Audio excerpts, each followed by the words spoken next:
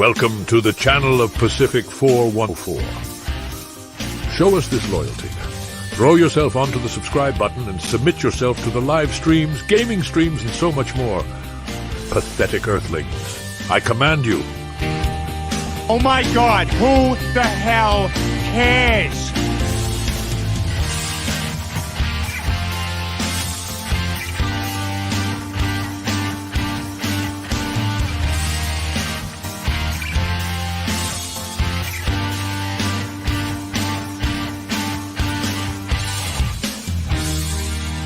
This is Patrick Stewart, and I always watch Pop Talk with PACIFIC414. Make it so.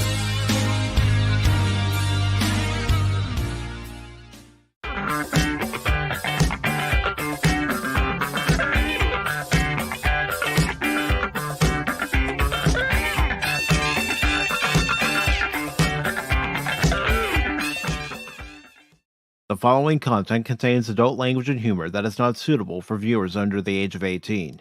Viewer discretion is strongly advised. The views and opinions expressed during the following video content are those of the individual and may not reflect those of others. Thank you. The hell you say? No matter the weather outside, Orman Tagge, Cashmoney007 and PACIFIC414 are here to bring you the pop culture and entertainment, news, rumors, watch parties, discussions, reactions, reviews, opinion on PACIFIC414 Pop Talk Sunday edition. You know, my sources say... Welcome, one and all. We don't have sources unless you call the articles we read sources. Yeah, those are sources. Yeah, they're my sources. And but good morning. Mice that I put little cameras on and run through the studios. Yeah, that's the ones. Good morning, good afternoon, good evening, and welcome one and all to the Sunday edition of PACIFIC414 Pop Talk, along with Cashmoney007, Orman Tagge, or as he's calling himself, Cashword, and myself, Mike. We are here with a fellow YouTube content creator, a good friend of the channel, a good supporter of the channel, and also a fellow Transformers fan. So before I introduce him, I'm just going to play one clip. Autobots, transform and roll out.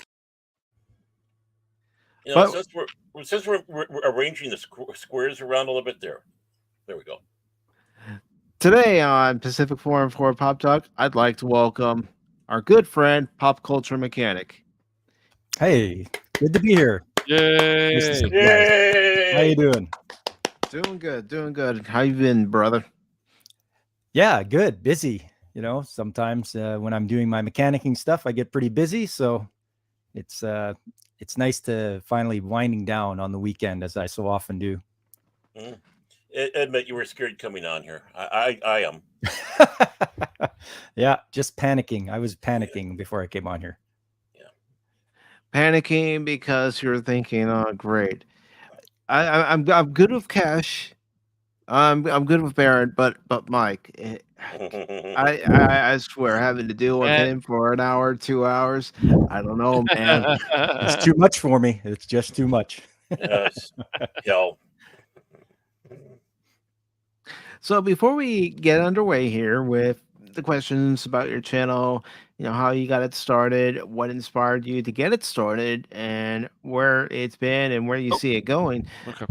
I do want to say hello to a few people who have popped into the chat. The first one was Whoopa Troopa, Whoopa, Whoopa. Yeah. And I just want to say that's not a Squidward laugh, it's a cash word laugh. So there, put that in your pipe and smoke it. Haha. And we also have Brandon Looney Tunes Fan 2000. And we also have Kathy Skywalker. Good to see you, Kathy. Hi, Kathy. Oh, I forgot to also go, whoopa, whoopa. There we go. Yeah. Hello, Kathy. Whoopa. So, Pops. Yes. I told you backstage, I got to stop myself from saying Pops, not to confuse with Pops of his channel, but Pop, how did you get started with YouTube? What were your inspirations? Did you watch a few channels first, or was it just one of those things where you woke up one morning and decided, you know what, I'm going to try this YouTube thing? Okay, well, this actually, my channel goes back to like 2006, believe it or not. Way back when YouTube was not owned by Google. And it was just a neat place where you were like, oh, hey, we can upload videos, you know, and I was into the cosplay community back then. And we do like funny skits and videos and such like that. And it's like, oh, well, where can we publish them so everybody can see them? Oh, hey, look at this YouTube place. Let's upload our videos there and whatnot. And then from that, I went into making anime music videos, you know, and those would do really well. People would watch those, obviously before the whole copyright thing came along and would just crush you into oblivion. But yeah, that's when it started way back when. And then I sort of, when Google bought it and started being very oppressive, I sort of was a lull where there was no content being put in. But then I stumbled upon this channel the one day, and it was called Nerdrotic. And I was watching the fella on there, and it's like, this guy seems to know what he's talking about. He's very knowledgeable in his you know, what he of all things pop culture and such, and comics and everything like that. And I'm like, oh wow, this is really good.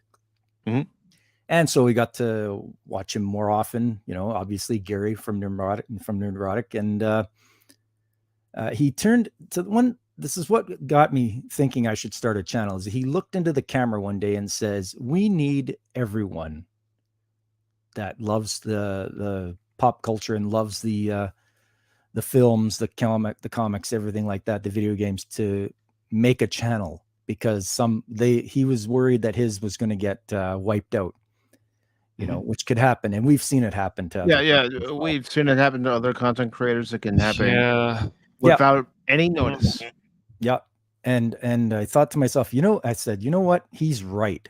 You know, I should do something like this. I should start up my own channel and do what I think or what I like, obviously, and try to spread that out to the world of YouTube and see if other people have the same likes that I like and such like that. And then we can all gather around and enjoy these things that we take pleasure in. Very nice. Very nice. Yeah. And that's how it all really got started. And then I believe, I can't remember which channel we were on. It might have been like Friday Night Tights or something like that.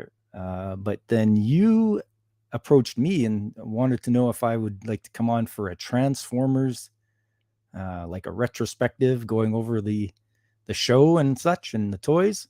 Yeah, I can't remember how that started in the chat, but somebody had mentioned Transformers, and you mentioned that you were a Transformers fan, and then I added you, and we just started talking. I gave you my Discord. Yep. Yeah, and then from there on, from that very first live stream that you and I did, talking about Transformers, it was so much fun. I'm like, you know what? I got to do more of this.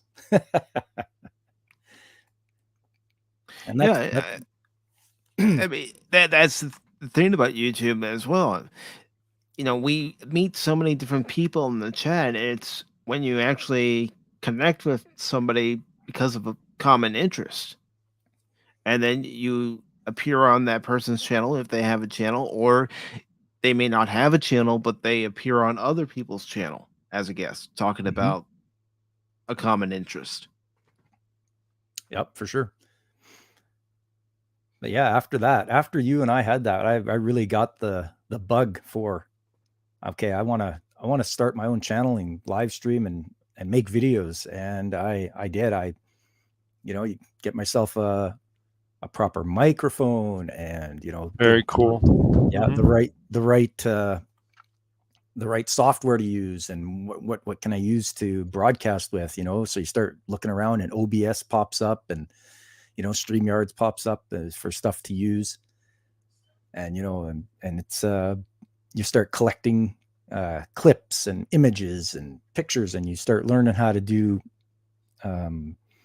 stuff like Photoshop, right?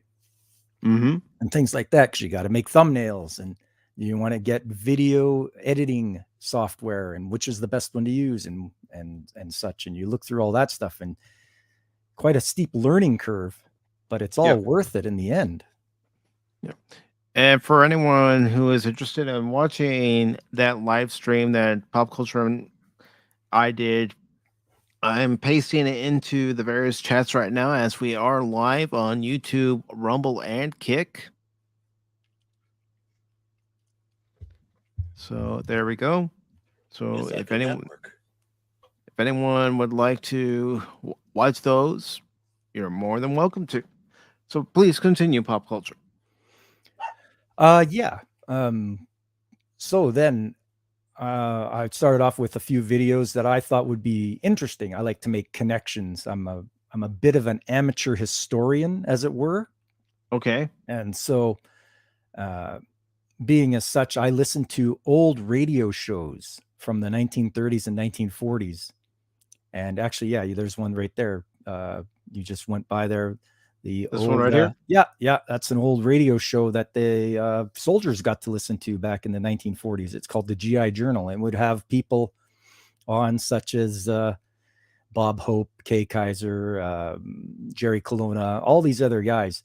Mel Blanc was another one, and if you're a Looney Tunes fan, Mel Blanc as the voice of Bugs Bunny.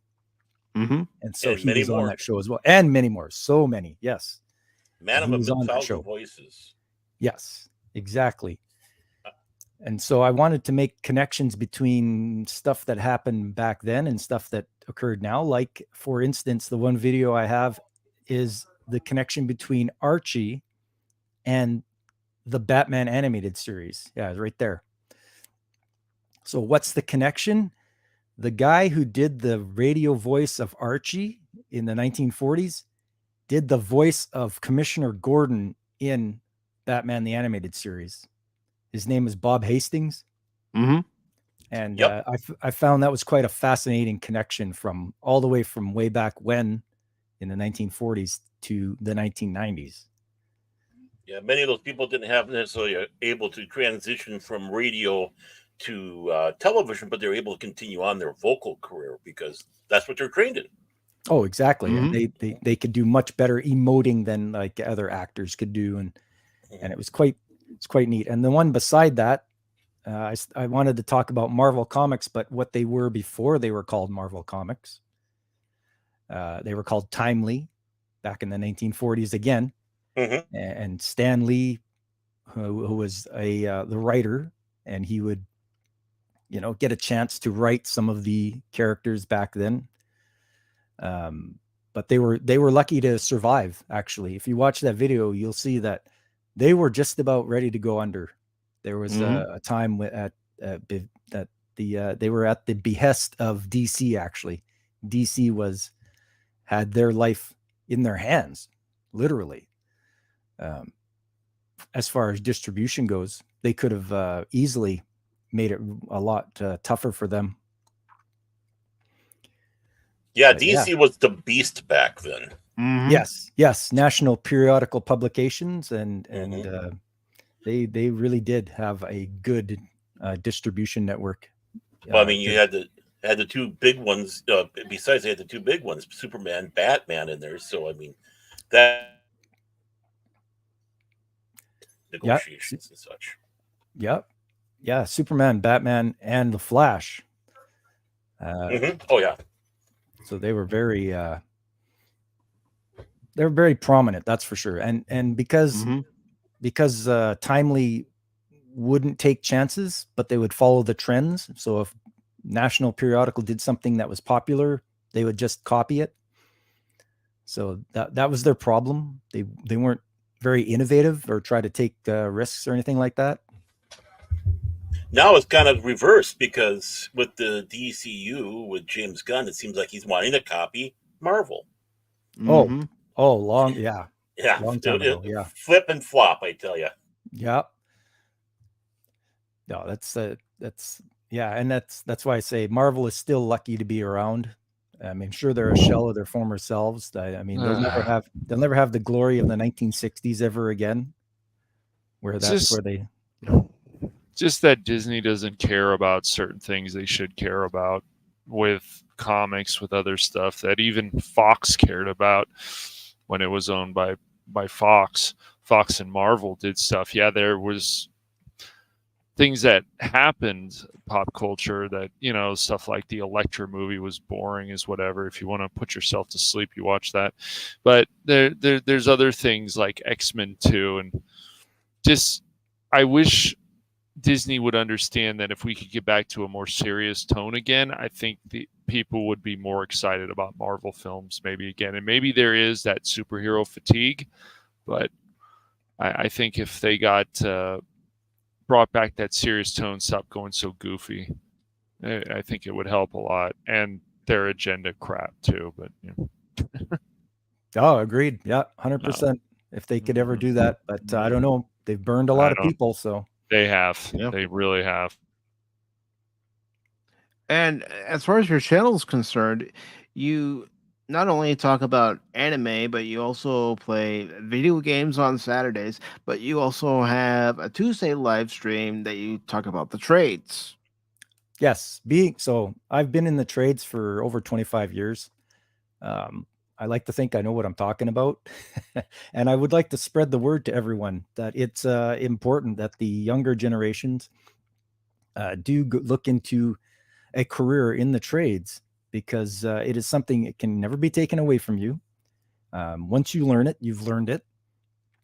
And it's a legitimate career path as far as earning well. Like, you'll make good money, and you can pretty much make it so that you're your own boss if you decide to run your own company in whatever trade you might have. And I know there's a lot of people that do that, but there's such a wide variety of trades to go into. It's unbelievable. I think there's about 140 of them, and you can either be working inside, working outside. You know, it's such a wide career path that anyone can take. And like I say, on my Tuesday stream, I'll just start out and Comrade leader, what are you talking about? Yes. You're making fun of the Canadian, eh? Okay.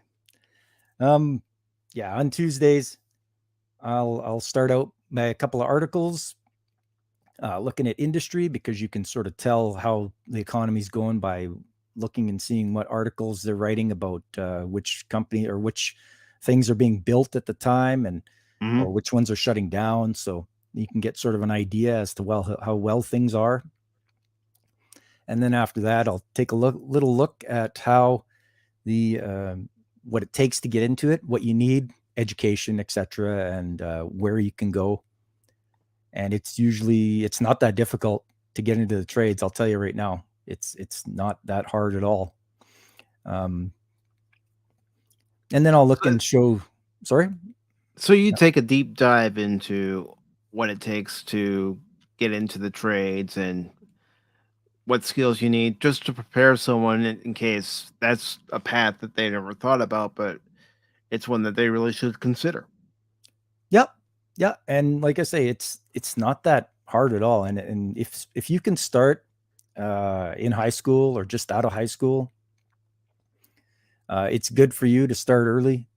My pathway was out of high school. I jumped into a vocational college, and I took a pre-apprenticeship course. And then after I got out, I got a job at a place, and it took a little bit, but eventually they're like, "Oh, hey, we see you have this training here. Would you like to be an apprentice industrial mechanic?" And I'm like, yes, I do. And so that started me on my road, and that was in the early 90s that had happened. All right. Yeah. And that was a good time to actually get into the trades, considering. Yes, my instructor at the time was like, all these boomers are going to be retiring, and you guys will be able to have your pick of which jobs you want to go to. And we were like, really? That's going to happen? And he's like, yes, it's going to happen. And sure enough, look out there now. Anytime you look up skilled trade shortages, there's article after article of how many people they need in order to continue on. Otherwise, things are going to start like, that's why wait times are so much longer for things to happen. There is a shortage, and we need people. We need those people to come in here. We need those people that have the skills to get these things done. Yes. Otherwise, we're going to be in big trouble. I mean, we're already in big trouble, as you mentioned, with the wait times.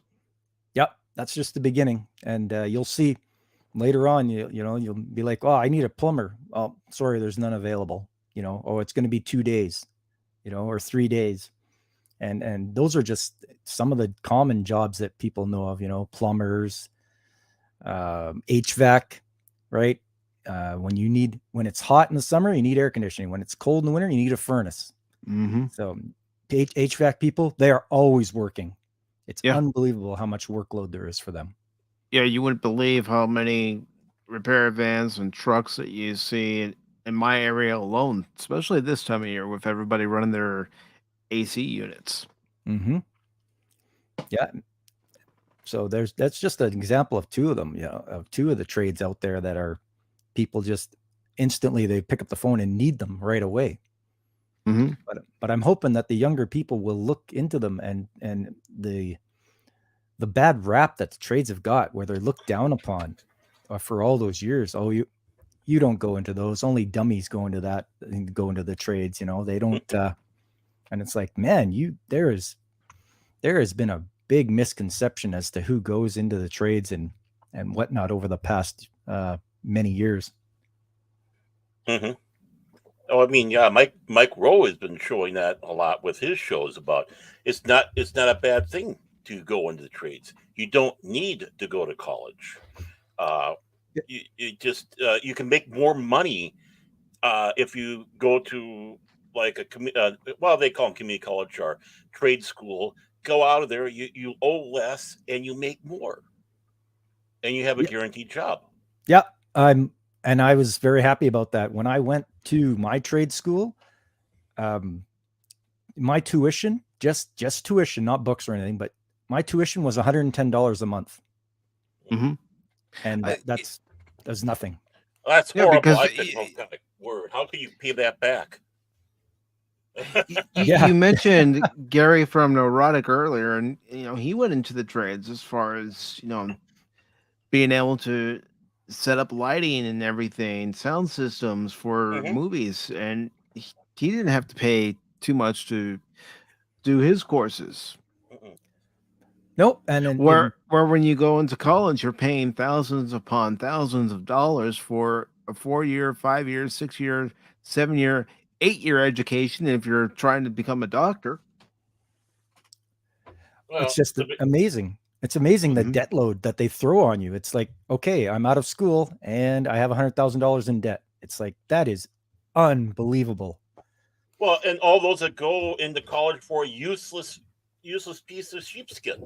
I mean, I'm going in for gender studies. Why is that in a course? Oh, I don't know. It's just the only thing they can do with it is go and get a job teaching at another college. I mean, yeah, and that's what if they can. They can. That's right, and that's all you can do with that. Yet, if you get something in multimedia, you get something in business, you can do a lot more with that. Some of these things, you go to college, you get a degree in, it's just gender studies and.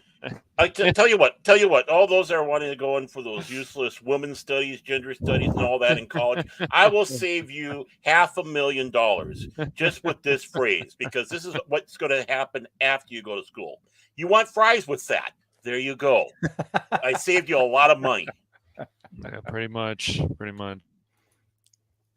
Yeah, those are what they refer to as soft skills, like stuff like gender studies and all that kind of stuff. When you want the practical skills is what's going to get you through life. Like this weekend, I was having to replace the cartridge in my shower because it's leaking, it's passing, it's the water's coming by. So What caliber is it?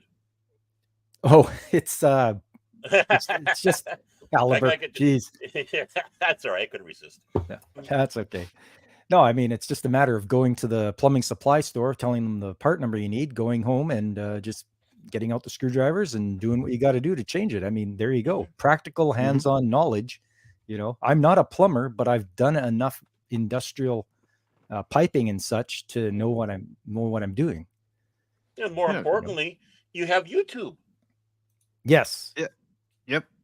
You know, what a great little university this is, or trade school. It's like, oh, maybe I can find out, and you find like 3 different sites right there on something. And it's like, okay, I'll watch them too.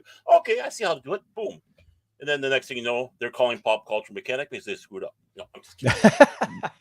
I mean, that is what's great about YouTube. I can remember one time when my riding lawnmower wasn't operating and I didn't want to call someone to repair it. I'm thinking, I want to be able to figure out how to do it myself. So I did look up videos on how to fix it and get it running again.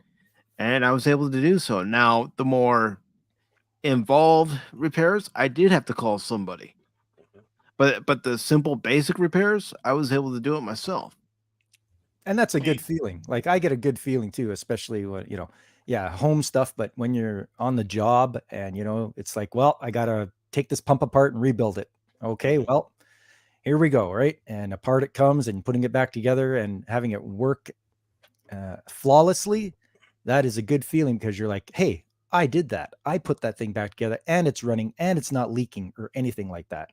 So, it's the pride of workmanship that, is makes you feel good.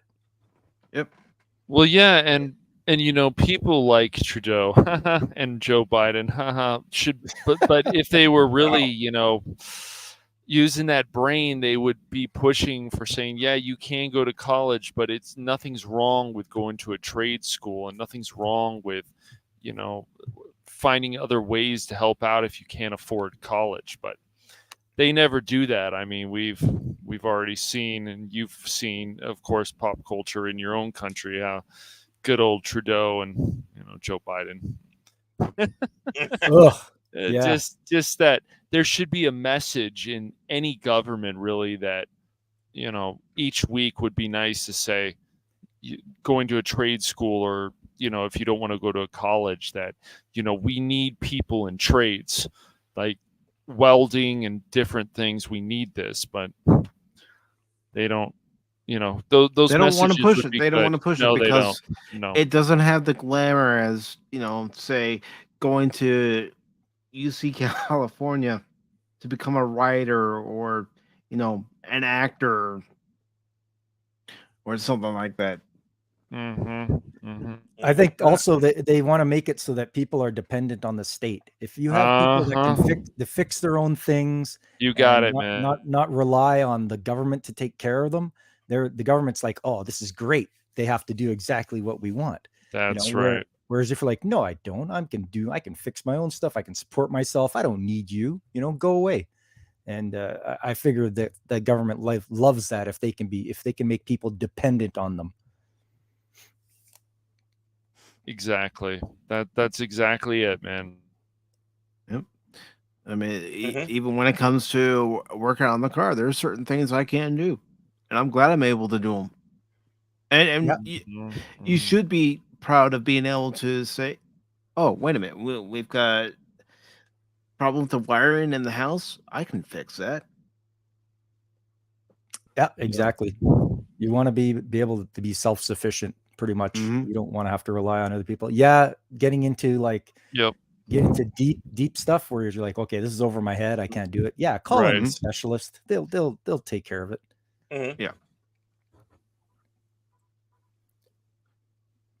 So, with your channel, you said that you've been actually doing your channel since 2006, And you've seen it grow during that period of time, and as it's been growing, have you noticed anything as far as, viewership, subscriber numbers? It's a slow, hard climb, that's for sure. Yeah. I know that I know my trades videos don't get the biggest traction, but I mean, I'm gonna keep doing that because I think it's important. And if I'm the only one on YouTube doing it, because I did look and see if there was any other trades channels out there, and Mhm. they don't they brag about how the money is and all that, and it's like, okay, well, it's got to be more than that. You got to have to want to do it, not just for the money. You have to want to uh, do that. But those my streams for trades don't get a lot of traction, and climbing up for subscribers has taken a while to do, just to get it past 800, and I'm sort of hovering there right now, kind of maintaining. But I'm going to keep slugging away at it. I'm sure something will catch sometime. Mhm. Um, You never know what video at one point is just gonna catch the algorithm just right, and all of a sudden it's gonna go up in views, and you're gonna notice subscriptions going up, and yeah, that's the thing, is trying to fight that algorithm or try to use it to your advantage. But I don't know how, and it's just, I'm just going to keep doing what I like to do. Yep. I'm happy with all the people that I've gotten to know, though, such as yourself, Cash, Baron, all the other people in the chat that have come by to see me. I've watched them and listened to them on other channels and such. So it's always nice being able to meet new people as the channel goes along and people start to know you and get the word out there. And you mentioned one key thing. You're gonna keep showing what you like to do, which is your trade talks, which is talking about anime on Sunday and having a select theme for each month when you're talking about anime or playing certain games. Yeah.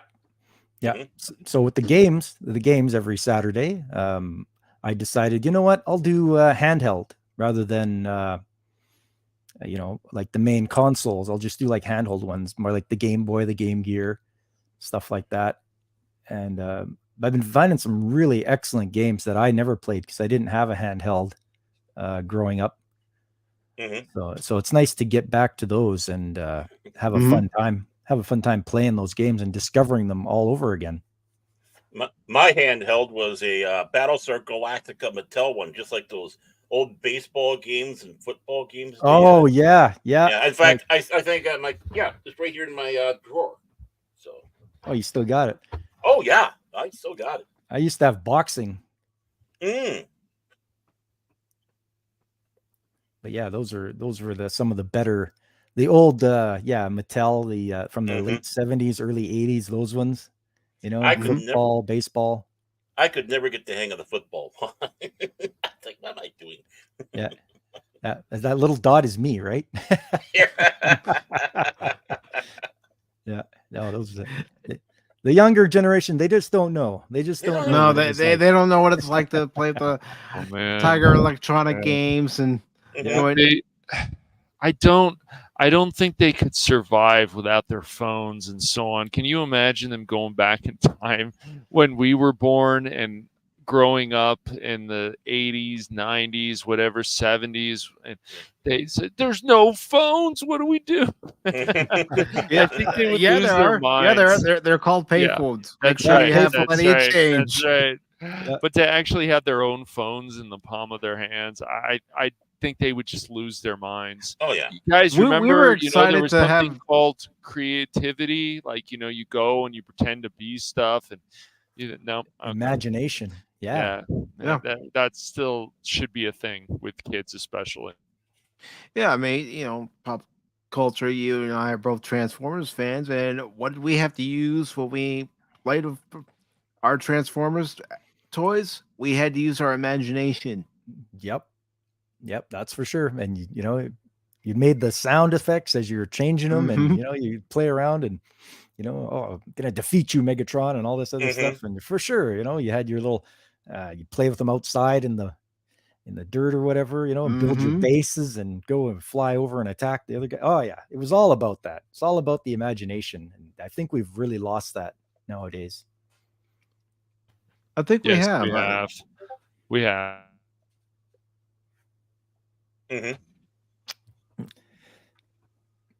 Well, there's so much creativity just reading the comic books and having to literally wait for a comic a month to see the story continue, or with TV next week. Everyone's so used to binging now. They don't understand the same bat time, same bat channel. Or, they don't forget that. No, some magazines, they weren't monthly magazines; they were bi-monthly magazines. They were the magazines. I mean, growing up, the computer gaming world magazines, you get demos, and this was when we're on like older, when we're actually on modems that don't do what they do now. 28.8 or even 14.4. I wish I had that when I was started out. I think mine was 300. Oh wow. Yeah, we're talking about the old days. I was going to say, I don't recall having a modem that fast when the internet first came up. I mean, I had Prodigy when it first came out. And oh my gosh, Prodigy. You read text. Wow. Prodigy turned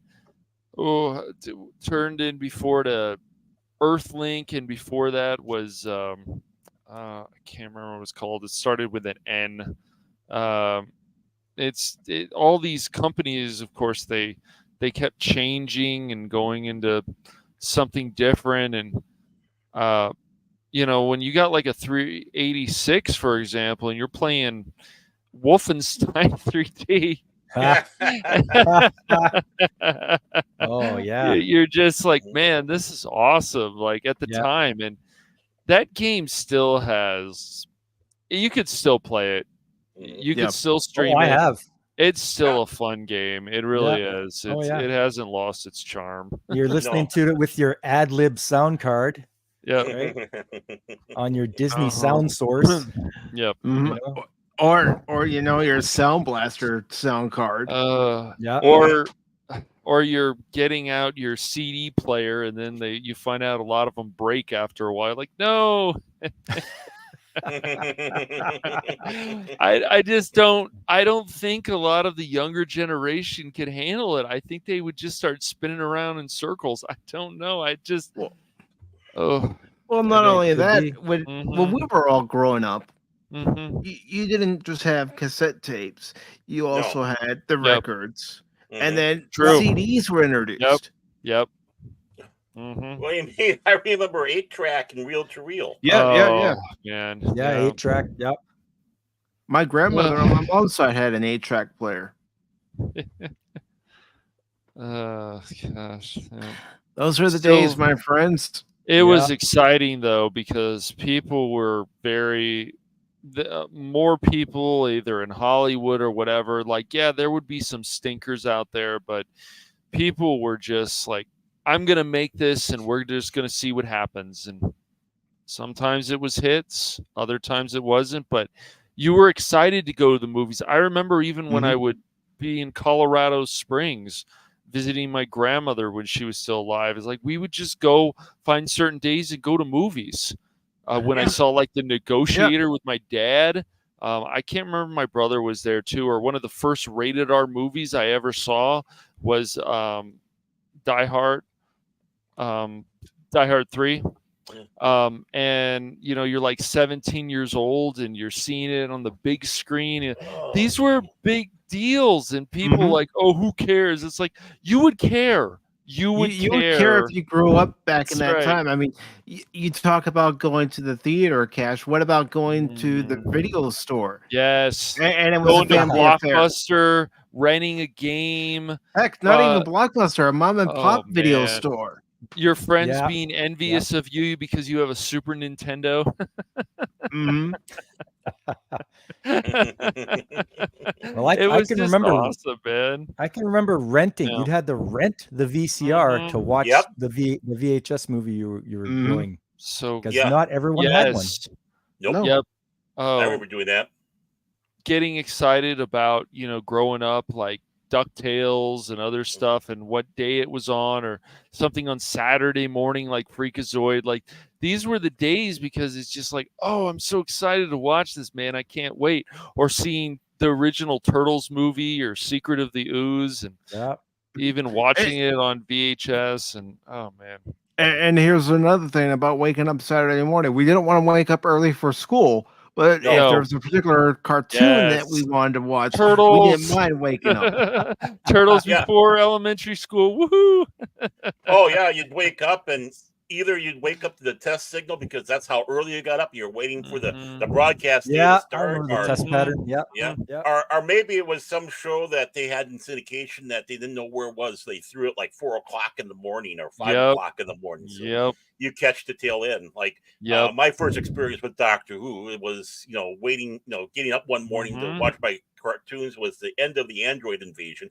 And I don't know how old I was, maybe 8 or whatever. The equivalent in your head is, what the heck is this F? Or S? And it's like, so I mean, those little things stick with you through time. It's like they do, because it's these are what memories are made of, is the anticipation. And I don't think this generation has that no more. No, They're so even used to everything handed to them on silver platter right away. He-Man and She-Ra, and you're a little kid, you're all excited, and then you go to Universal and you see the people dressed up as He-Man and She-Ra and the other characters. So exciting. And they're still doing some of that, but I can remember going into Toys R Us during the heyday of Masters of the Universe, and there's a day where they actually had people in costume as He-Man and She-Ra, Arco, and and of course, Cash got caught trying to look up She-Ra's skirt, and it's like, I wish got kicked out, kicked all over the place, because those She-Ras kicked his ass. those people who dressed up as She-Ra, they were not ugly, that's for sure. So what you're trying to tell me is they didn't, from what I remember, that's not what they look like, right? No, they didn't. No, they definitely did not. No, there was just always excitement, and I think we've lost a lot of that as a society. As things are coming at us so fast now with the social media, but just having that excitement, a lot more excitement, that more of these movies that come out, like, oh, I can't wait to see this. This looks amazing. Or, oh, this is great, because of course we didn't have all this information coming at us all the time.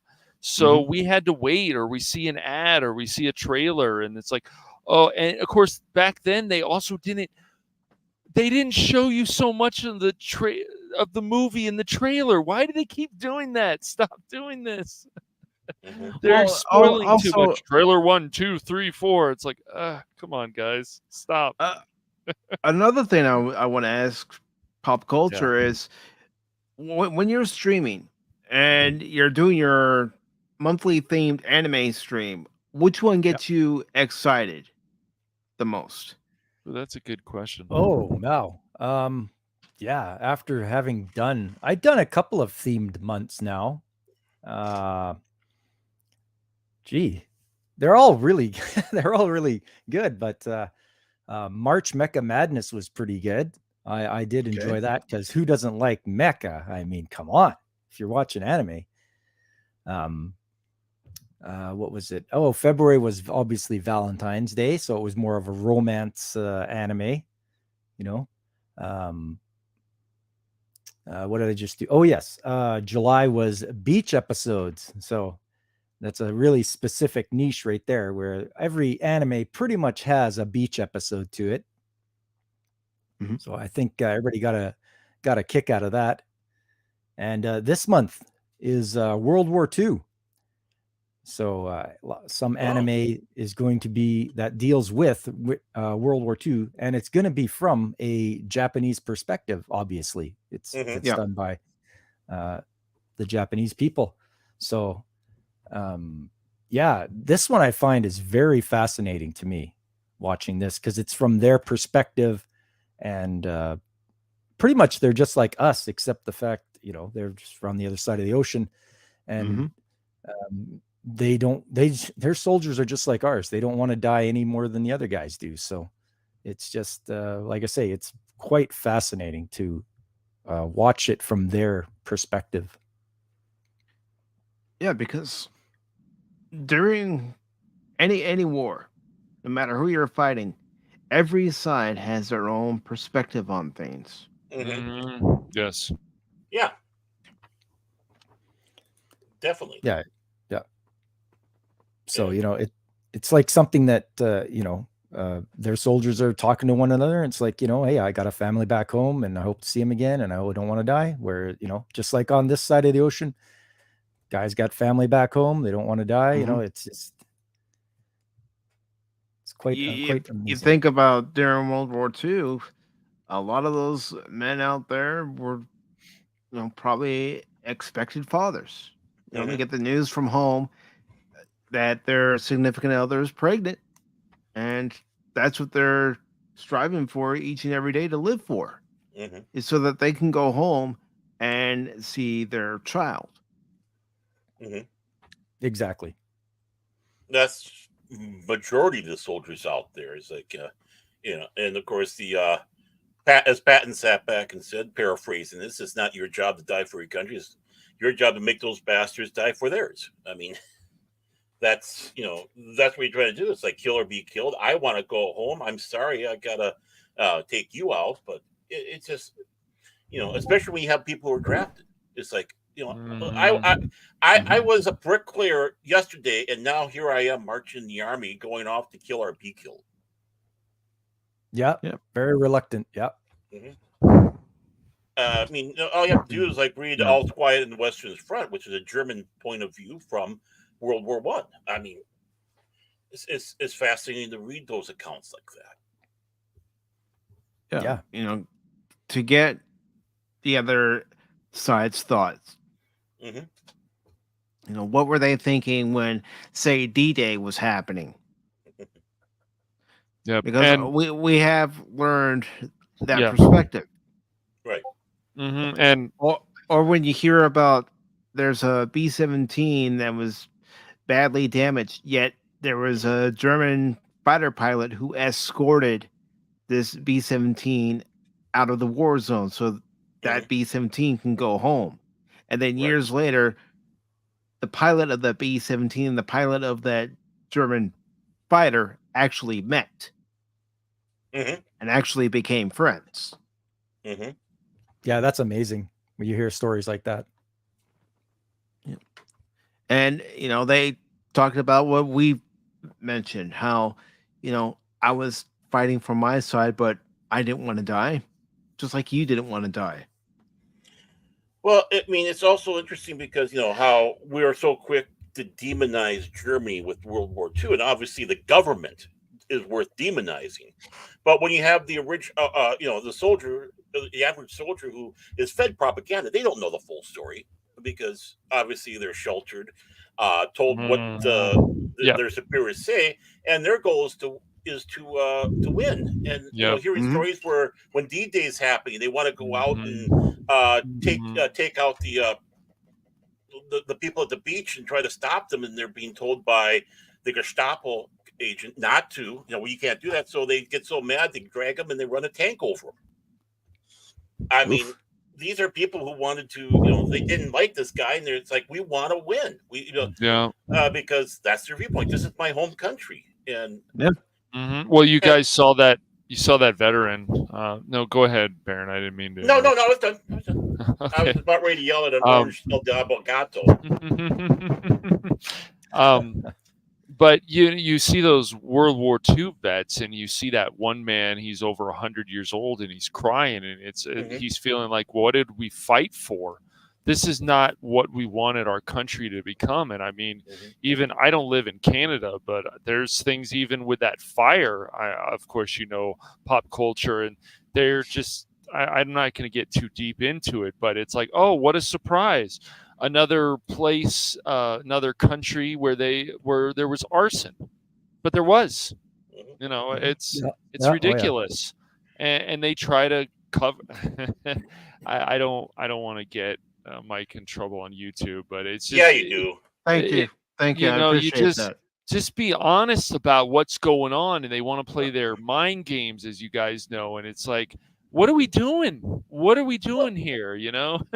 Well, I mean, when it comes around to also taking a look at the viewpoints, obviously we as Americans, we know all about it, at least to a certain point when we heard the veterans talk about it, if they wanted to talk about it. A lot of people that didn't want to talk. And of course, obviously, we hear so much about England because they were getting hit so hard with the Blitz, but we don't hear about a lot of the soldiers that were from Canada, that went out there and fought and such. People like Jimmy Doohan, who lost a finger on D-Day. Yeah. Yeah, I heard about that. Yeah. Yeah, so I mean, we need to hear more about some of our allies. Even the Aussies when they're out there fighting. We don't hear much about the Aussies as they're facing the enemies, particularly a lot of them in the Pacific. So it's nice to hear perspectives from everybody, allies and enemies, the Italians. I agree. I just think we should put Joe Biden and Trudeau, and for an hour we just get to throw tomatoes at them. I don't know. I think it would be fun. What do you think? Let's not forget what today is. I mean, what happened 78 years ago. Yep. So. Yep. Somebody might poo-poo it and go, so what? Yes. So what? Right. The Japanese, you can understand from their perspective why they don't like this day. You can understand from the Allies' perspective why they did it. Yes. But still, there's a reason why Oppenheimer isn't shown in Japan because of what happened 78 years ago today. Right. And that's fine. Exactly. I understand that. I mean, people probably in Japan are like, but it's a different time. And so this whole thing about how we're supposed to blame people that have nothing to do with the past because of what happened is ridiculous. We became allies with Japan. Things change. It's just. Well, yeah.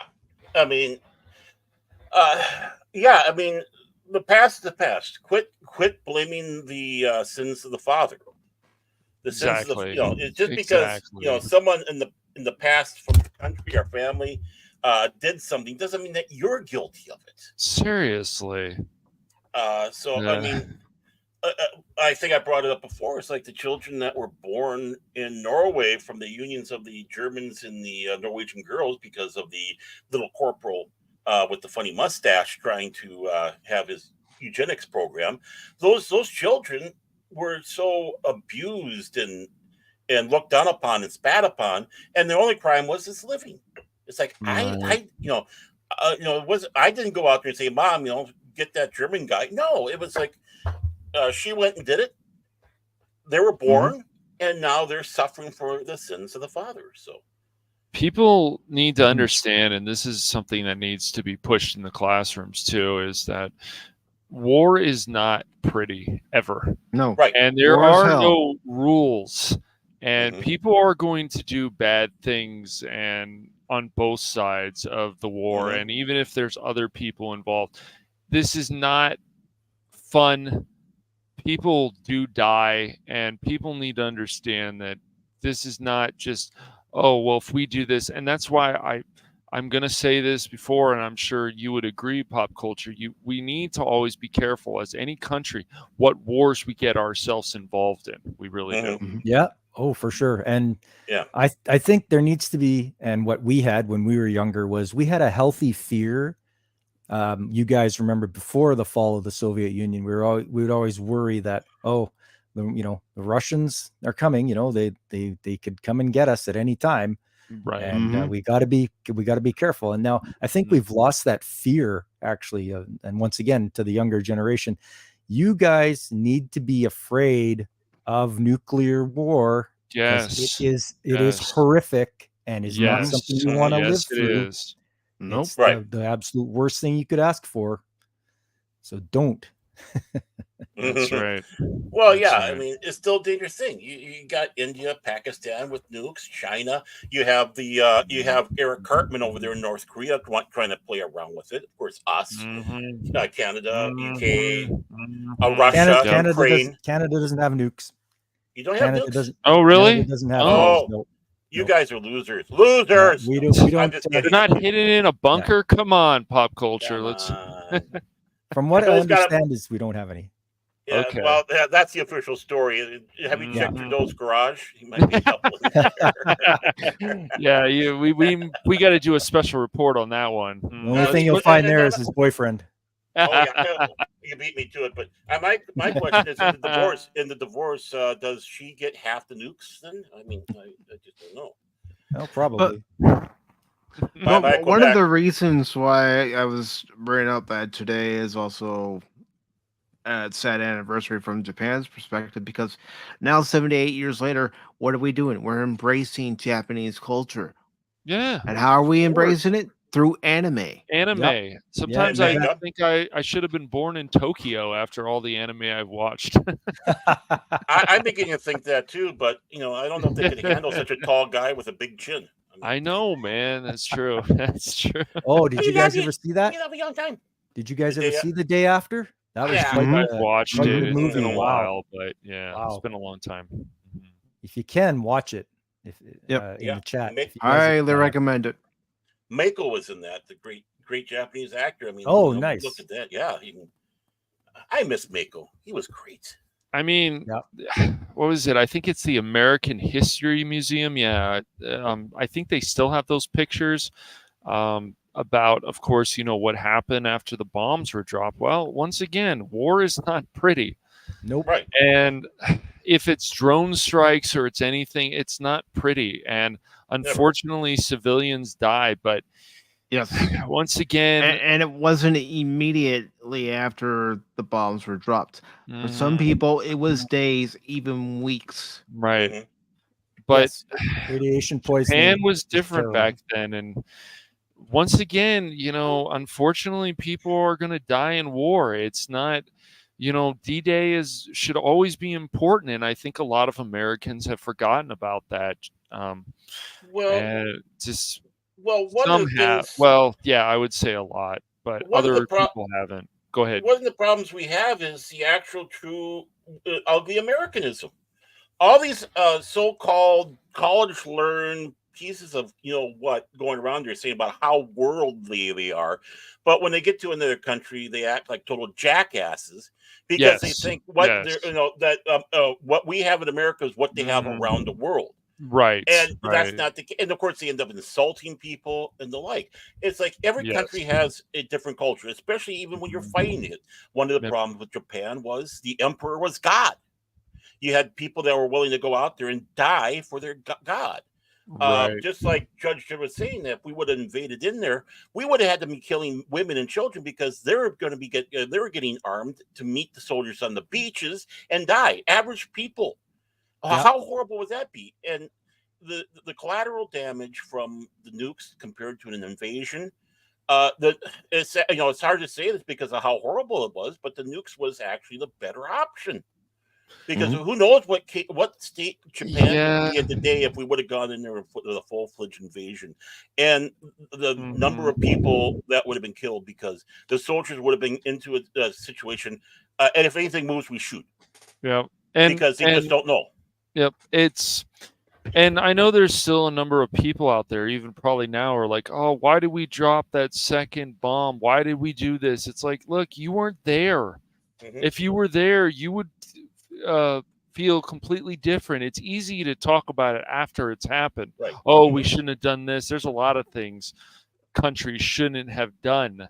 But war and history needs to be remembered. And if we can learn to not repeat our same mistakes, then we will be better as a society as a whole.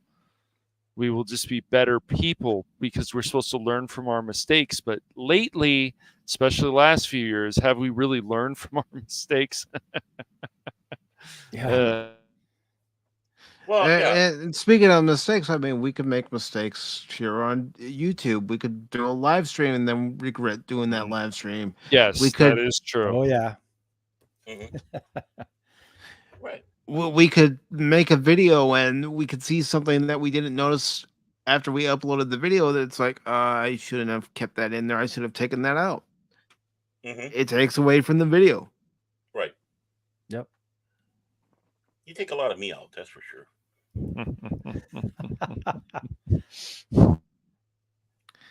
But yeah, I mean, there's a bigger world, and that's one thing about pop culture, especially if you start seeing pop culture from other places. I mean, like we have Joseph Drevin out there. I'm sure he's read plenty of the 2000 AD comics and such, and what how they approach superheroes in comics. We have Mega, how they approach things. I mean, when we as pulp culture geeks, we start taking a look and seeing these different cultures, how they bring forward their entertainment and what we enjoy. We get a little bit of taste of their viewpoint, their world point. And I think that's one thing we in pop culture. I mean, how many of us love watching British shows? Of course, how many of us like watching anime? How many of us, even imports from Canada, because there's stuff from Canada that's different than what we have down here in the United States. People keep on thinking that Canada is America Junior. No, it's not. It's Canada. It's Canada. It's Canada. We try to have our own culture and such like that, and we do. I like to think it does get overshadowed, but I mean, what can you do when you got powerhouses like Hollywood and New York and all that kind of stuff?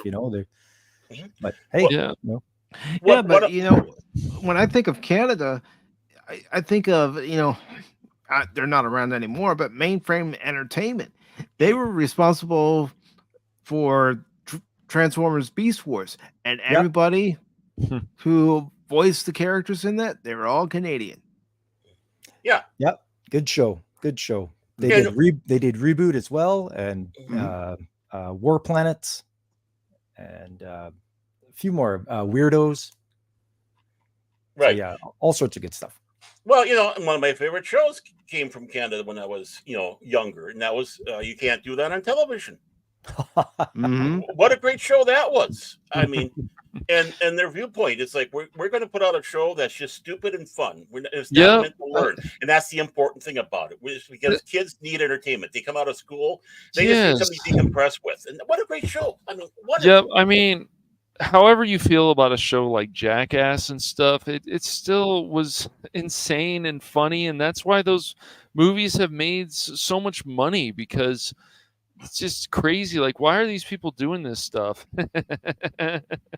But it's just crazy stuff. It's just I don't know. Things like Punk'd, like these shows were good, and they set up stuff, and they still do this, but I don't think they push it as far as they should. I mean, you go back, American Gladiators, there's a lot of stuff that it was just fun. It was actual entertainment.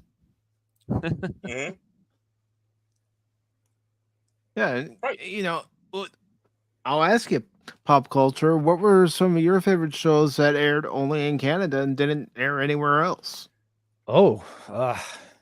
That's tough, because I know we like to export a lot of our stuff. Did you guys ever see the Beachcombers? I've heard of it. Okay, so there you go. There's probably one. That was an excellent show. It was of more sort of a slice of life about living on the West Coast and these two rivals who were beachcombers, which are people that grab logs that on the beach and tow them over to the sawmills for money. So that was an excellent show. If you ever get a chance to watch it, it's very entertaining. There's also like Danger Bay, and I believe the Raccoons was made here as well. I don't know if you guys remember that one. No, know that one. Okay, so a few obscure ones you guys haven't heard of. The one I do remember, what was that, from the 80s? Was that the one with John Goodman, that SC? I can't remember what it's called. SCTV. That's the one. Yes, that's so Goodman good. was John Candy. John Candy was in Brett Goodman. That's awesome. Yeah. Oh yeah, well John Candy was in that one, right? Yeah. Okay, that's right. Yeah. Yeah, that's where we got Bob and Doug McKenzie, eh? Yeah. Yeah. Dave Rick Moranis. Cooley. Rick Moranis, Dave Cooley. And Dave Thomas. Oh, Dave Thomas, right? Dave Thomas. And I love how that skit came about too. I mean, because of in Canada, of course, this, Pop, that the CBC want to make sure there's a certain amount of Canadian content in there to show off Canada. I understand that, but for SCTV, it got them frustrated, so they came up with Bob and Doug as kind of a throwaway and became popular. It's like it was making fun of that decree from the CBC. Yeah, it still happens to this day. Like for radio, music, and all that, there's a certain amount of Canadian content that has, which is easy to do. There's lots of Canadian bands out there. Mm-hmm. That we don't know about. It'd be interesting to hear those Canadian bands. Well, like Have them ones for us. like Nickelback and Oh yeah, we don't count you know. that. Oh, No. okay. You can have that back. Take that back. Popculture, their first CD. What about fine. Alanis Morissette? Where's the hate? Yeah. Jeez. Yeah. What Well, the hell about it? You You guys don't like Bryan Adams? Brian, that's okay. Gosh, But it's Alanis been a Morissette, while since I've listened to him. she got her start on Who's. You can't do that on TV towards the end of the Yes, I series, remember. yeah. Yep. Yeah. For that jagged little pill. But I'm talking about bands that are up in Canada that haven't made the transition across the border there, eh? Yeah. It's always interesting to hear different takes on music, different takes on how it's approached, because when we become so insular, look at the state of music today. I mean, Lizzo and all the others, Cardi B and all that. It's like, oh my God, is this the best? Really? Seriously. That's why I love my radio garden. I can just travel around the world in my radio garden and listen to other stations around. And I mean, I even got the North Korean one. I listen to North Korea propaganda. You heard that here. Yeah. Yep. You heard it here first, folks. Yep. I am going to defect to North Korea here soon because I am inspired now. I mean, the kid. Oh, okay. Go ahead and defect. Yeah. Well, went too far on that one. the most important thing is they need to have American actors for their propaganda films. I would have a guaranteed career there. I could be the ugly American there. Oh my God. Wow, that took a turn. that sure did. Wow. Yeah. What are you talking about? Look, you and Dennis Rodman can go and have a talk. Boy, that escalated quickly. I mean, that really got out of hand fast. Is that what? But no, but no. People have gotten so insular in this country, and the lack of their ability to get out of their 30-mile bubble or their little bubbles of pablum. I mean, that's what American entertainment is pablum today. I'm sure you got tons of pablum up in with Canada with the CBC. I don't even watch it. I don't even watch the CBC because it's just so left-leaning liberal garbage. I don't even want anything to do with it. My point made exactly right there. Yeah. I mean, yeah, that's what. I'm going to North Korea. Oh, that's it's second time now. Wow. I'll help you get there real quick. There you go. Wow, second time, man. Jeez. And the Padawannabe does have a question. Honestly, which is better, the NFL or the CFL? Okay. In my viewpoint, I've only watched a few CFL games, but and NFL games. I feel that the NFL has more running style, and I think CFL has more passing. So I always do like a good throwing game. So I'm going to go with the CFL. Okay. All right. And speaking of Canada, what are some of the most common misconceptions about Canadians? Oh,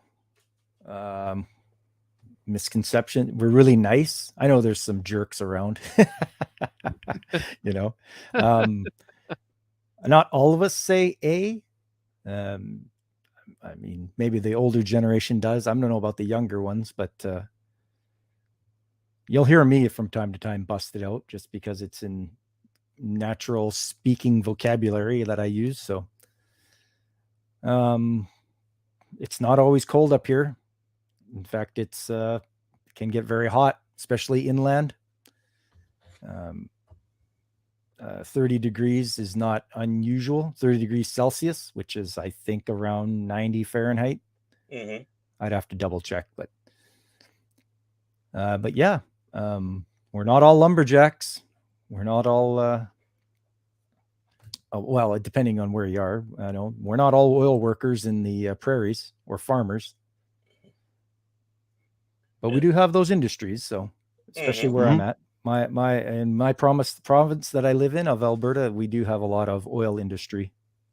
So there we go. I mean, Yeah, there's there's a lot. You had a lot of land up there, a lot of land. It's big. It's big. Yeah, and we know a lot about the cities. I mean, obviously the high population area, but I knew people out in Saskatoon. I've been to Saskatoon. I can say I've been to Moose Jaw. I've been to Oh wow. yeah. So I've been in Saskatchewan, in Regina, and all those. I don't. Is it Regina or how do you pronounce it? I don't know. Yeah, Regina. Regina. So Yeah.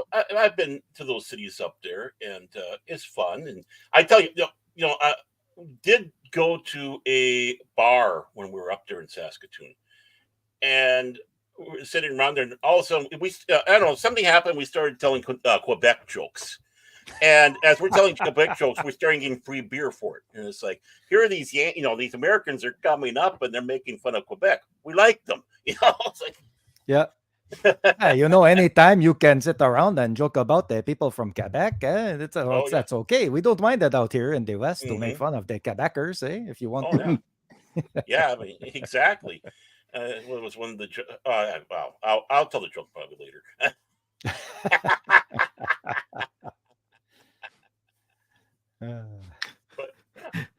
And Pet, I want to be wants to know, is there a Canadian bobsled team? Of course. Is there snow up here? Yes. There's snow? Wow. Oh yeah. I didn't know that. Well, another thing is there's a lot of parts of Canada that's south of our states. Yes. I mean, you take a look at it where they sit on the line. It's like, whoa, yeah, that's further south than Minneapolis, St. Paul.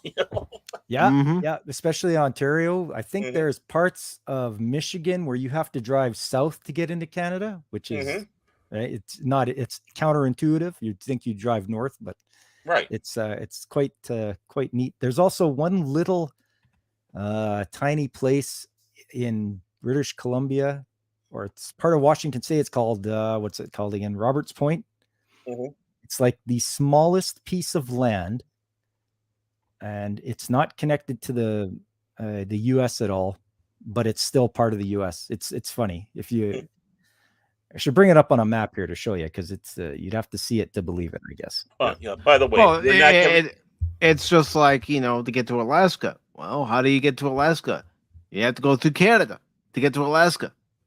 Yep. 3 weeks later. No. It's a long trip, I tell you. When I was in Florida, there was a person that was we were doing shows down there, working the fairs and such. And there was a lady that traveled from, I don't know where in Alaska, down to Florida. It took her 3 weeks. Oof. I believe it. Yeah. I believe it.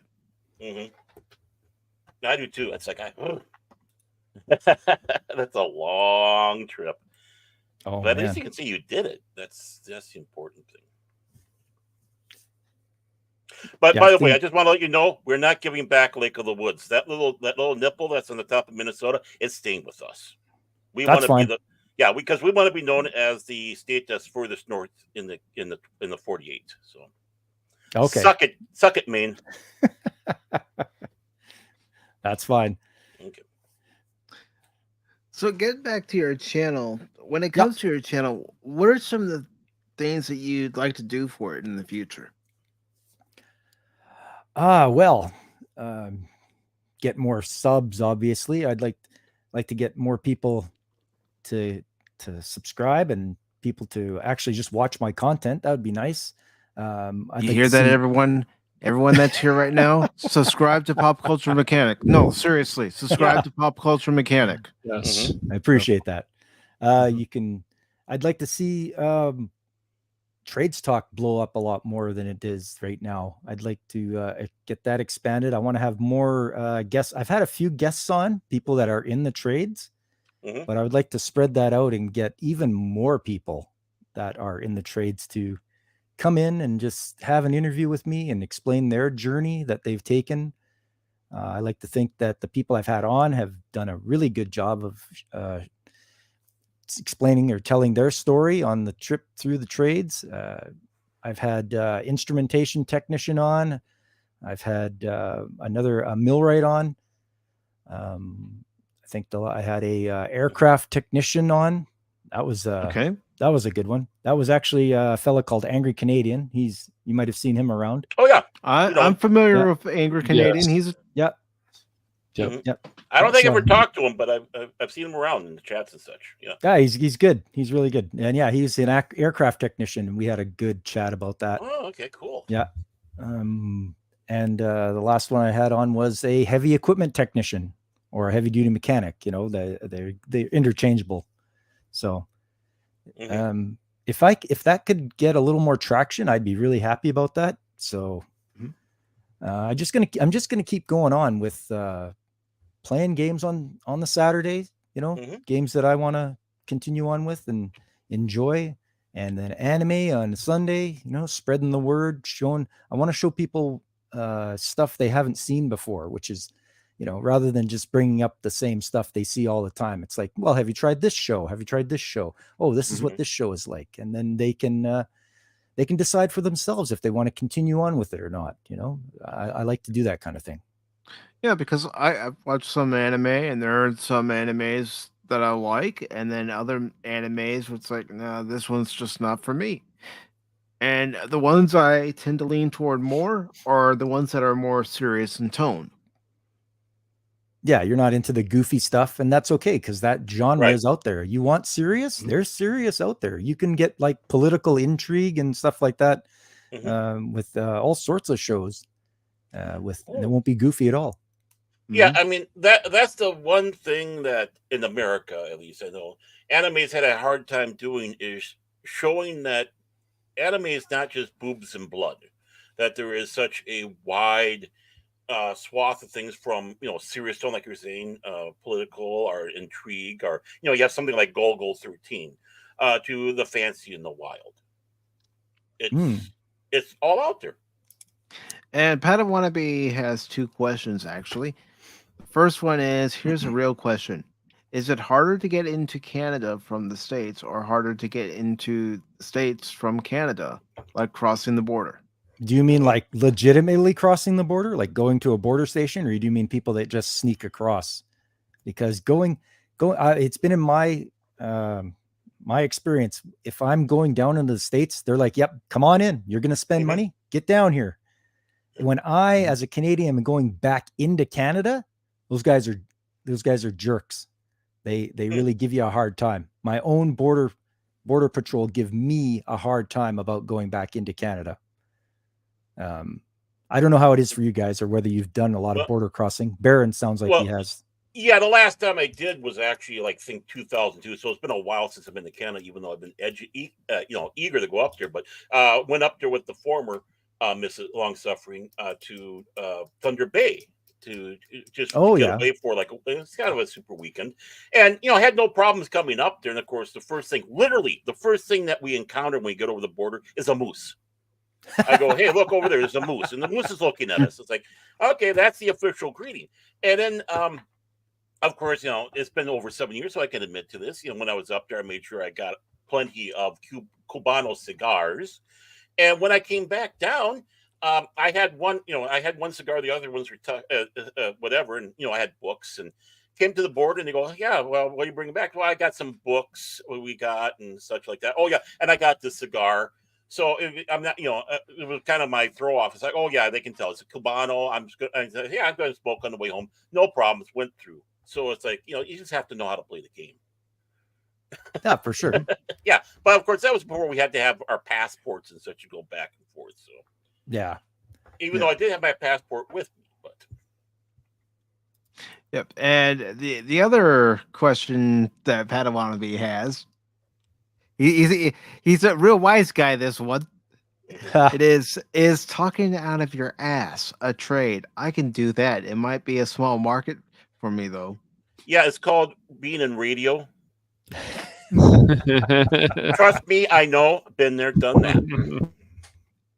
You're not an apprentice, though, Padawannabe? Are you a journeyman? You have more experience? Well, yeah, I mean, my future son-in-law, he's working his way to be journeyman as an electrician, getting these jobs. He went to Oh, school. Now beauty. he's out there. Yeah, so he's out there working hard at it, getting some good money for this new job he's starting on Monday. And after so many months, it's going to be even better. So my wife technically was in the trades because she was a pharmacy tech. She didn't even Yes. go. Yeah, she didn't even go to school for it. She started out in Walgreens and worked her way to a hospital, and now she works at a call center for filling prescription drugs and such like that. I think one of the things is what turns people off with trades is we have a lazy generation. Trades is hard work. Yeah, it Going out, is. Yeah. even in radio, you think, oh, radio is such an easy thing. No, there's a Uh-huh. lot of work, plotting and Dude, planning to do I, radio. There's a lot of plotting. When you go out there, it's like you got sometimes these ungodly hours to go to a site, especially if you're a millwright or a construction worker or a lot of travel. They look at it and it's like, oh, it's hard work. But look at what you end up getting in return. well, what they need to do, Baron, and I've said this before, is there needs to be a message each week that creates something, because it's hard work. And I think if more people do, I want to believe this. I can't say for sure, but I want to believe that if, especially around the world, more people created stuff, actually created something that people would start understanding more what hard work is, because it is hard work, just like trades and some of that. Now, that can be harder work, but I just think if we have more people doing any kind of hard work, then they'll be like, oh, you know what? I'm starting to understand why this is important. Yeah. And to follow up with that, I know you guys say hard work. Laboring is a hard job. Yes. It's hard work. Yes. Of course. Being in the trades doesn't necessarily mean you're going to be hard labor in the trades. You can be an instrument tech and you can deal with tiny little instruments for temperature and pressure and all that, and you can be calibrating them. That is not laborious work. You're not going to like be sweating over doing that. You can be a millwright like I am, and I work in a chemical plant now. And my laboring has gone from where I used to work from like 80%. I'd switched around now to where I'm doing 80% computer work, because I'm ordering stock items and contacting contractors and such like that. So I've had a switch around as far as the amount of labor I do, but it's not, the trades aren't all like hard labor. Also, companies are not going to make you do hard physical labor up to good companies anyway, because it hurts your back and everything like that. They'll let you, use machinery. You want to lift stuff up. If you're a welder and you're moving around stuff, they'll be like, okay, use the crane to lift it up. It's gotten way better than it used to be as far as the labor intensity for working in the trades. You want to be a laborer, you're going to work hard. You're going to be a shoveler. You're going to shovel stuff. It's going to be backbreaking labor. You be in the trades, you can do not as laborious jobs. And that's all I can say about that. Well, yeah, I mean, hard work doesn't mean physical. It also means, in the trades, you have to use your mind. Oh, yeah. A lot of times. Just like I'm saying about in radio. I mean, going through with radio, they think, oh, it's just easy to get behind a microphone. When you're behind a microphone for 3 hours, and you have, which a lot of shows are, and of course the prep before and after, by the time you're done, your brain is jelly. I mean, even doing YouTube streaming, if you do, if you end up doing, like me, I'll probably end up doing about 6 hours of streaming a day. That's a lot of time behind a microphone talking and trying to be creative and being smart ass. But to be serious, though, is to try to entertain people and be on it. It's it can go back and forth on being physical to using your mind and just the times, and that's what's hard about it. But it's satisfying work when you're done. If you do it right and everything goes right, you have a sense of accomplishment. You just go. You enjoy your downtimes even more. When you're done with that, it's like I accomplished something. I did something. Now it's time to rest and get ready for the next day. Yeah, exactly. I mean, I worked in the trades in the warehouse. Unfortunately, like you said, you're back. Well, that's what did me out. Or I'd still be there. I mean, My back hates me, and the feeling's mutual.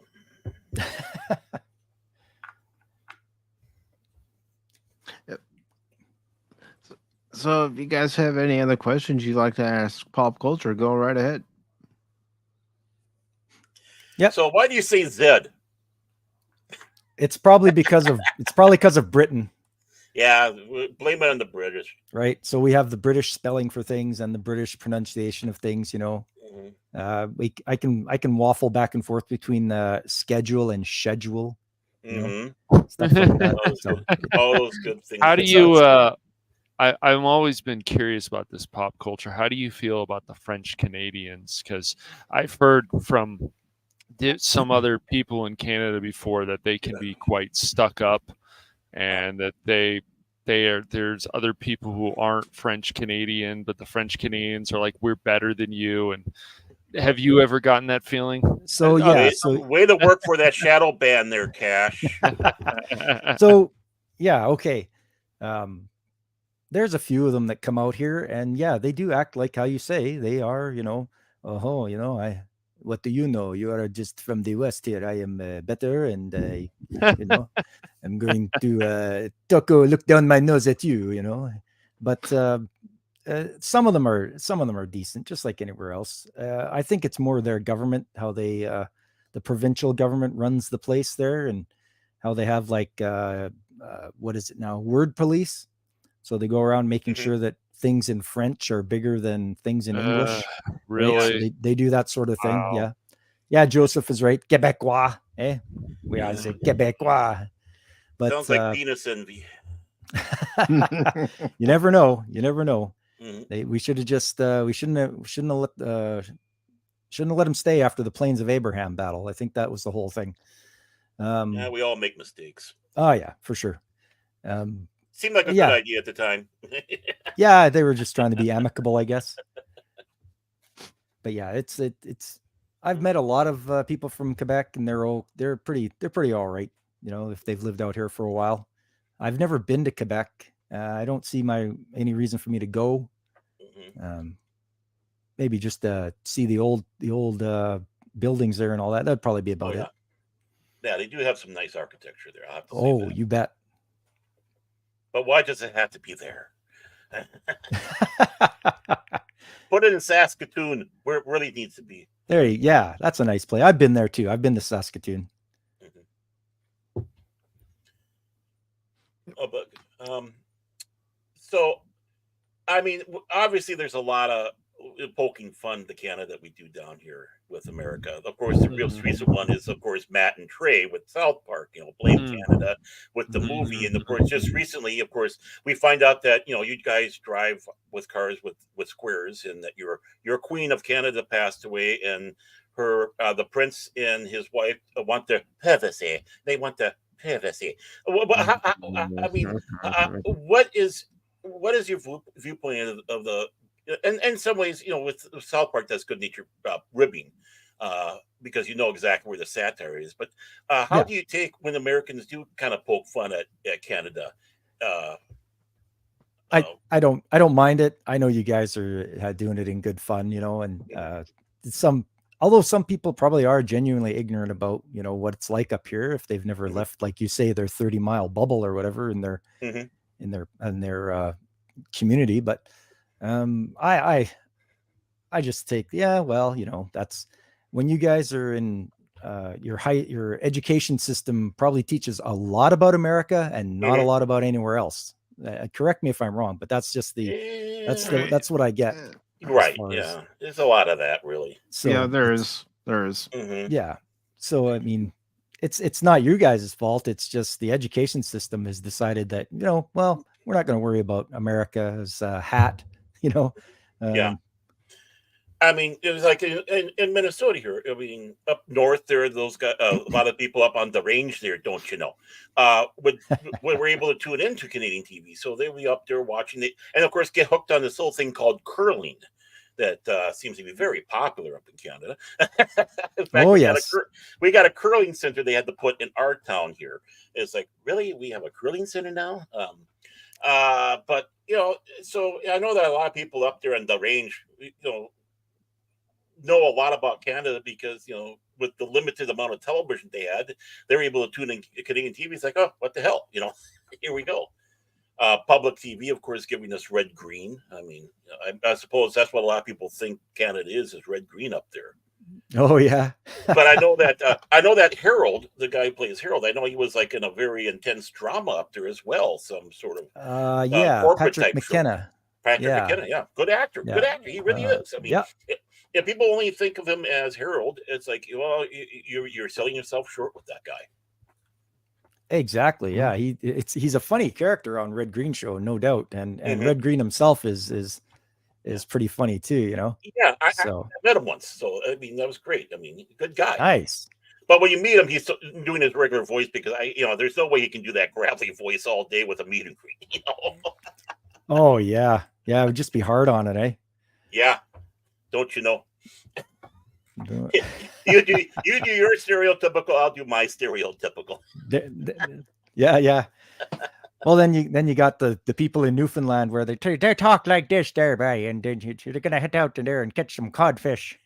Oh yeah, cod. Oh yeah, gotta have that cod there. But over here we have our walleye. We have walleye there, don't you know? Walleye. Oh yeah, the walleye. That's it. Oh yeah. Then we have eel pout. That's like walleye without bones. Don't you know? Lobster the gods. we have our eel pout competitions here, don't you know? Oh, I had no idea. Yeah, I really don't care. We just hear about this stuff in Minnesota. But yeah, what is it? At least. Well, I was going to say, is it a state of 1,000 lakes or something like that? Or is that what you guys? Oh no, 10,000 lakes, but we have way more than that. But oh, okay. But we like to say Atlanta 10,000 lakes, and even more mosquitoes. But yeah, I mean, I always enjoyed going to Canada when I could, and I guess I gotta get my passport renewed to get the long suffering of passport and go up and travel up there again ourselves. Because every time I've been to Canada, it's always been fun. Always met great people up there. People I ran into were friendly. Even the guy that mugged me, he was very friendly and very nice there. He was. Wait, what? Baird, when he came up to you, did he say, "I'm here to mug you, eh?" Hey, can I please have your wallet? Hey, good day. I need to get myself a 2-4. So can you please hand over your cash there, eh? I need that I need that Elsinore, eh? Elsinore. Yeah. Good movie. Good movie. Yeah, that is a great movie. Well, that's just it. When I deal with people from the range, a lot of them come down there and say about, oh yeah, we had to drink our blues. It's like, okay, you love Molson Blue. Okay. It's like, that's all they talked about. Oh yeah, we drank blue, eh? Blue. Wow. Yeah. Yeah. It's like, they're from Hibbing. Hibbing's a different town. It really is. Okay. If you want Fargo, Hibbing. Which, of course, is where good old Bob Dylan came from. Oh, there you go. Yeah, I did not know that. Yeah, that was his hometown, and he doesn't sound like us. I don't know what he sounds like. Bob Dylan. I'll tell you everybody must get some zippity zoppity zoo. Bippity boppity boom. There we go.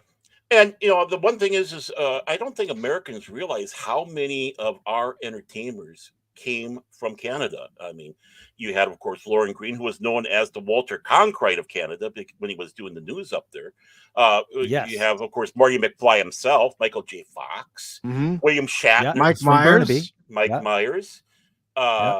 I mean, a lot of entertainers came down. Do you kind of feel like when these entertainers leave Canada to come down into the United States and make their career, do you think I mean, I know Shatner keeps on letting people know, especially when they want him to spew out political BS like the other Trek fans do, or stars do. He sits back and says, "No, I'm a Canadian. I'm a Canadian."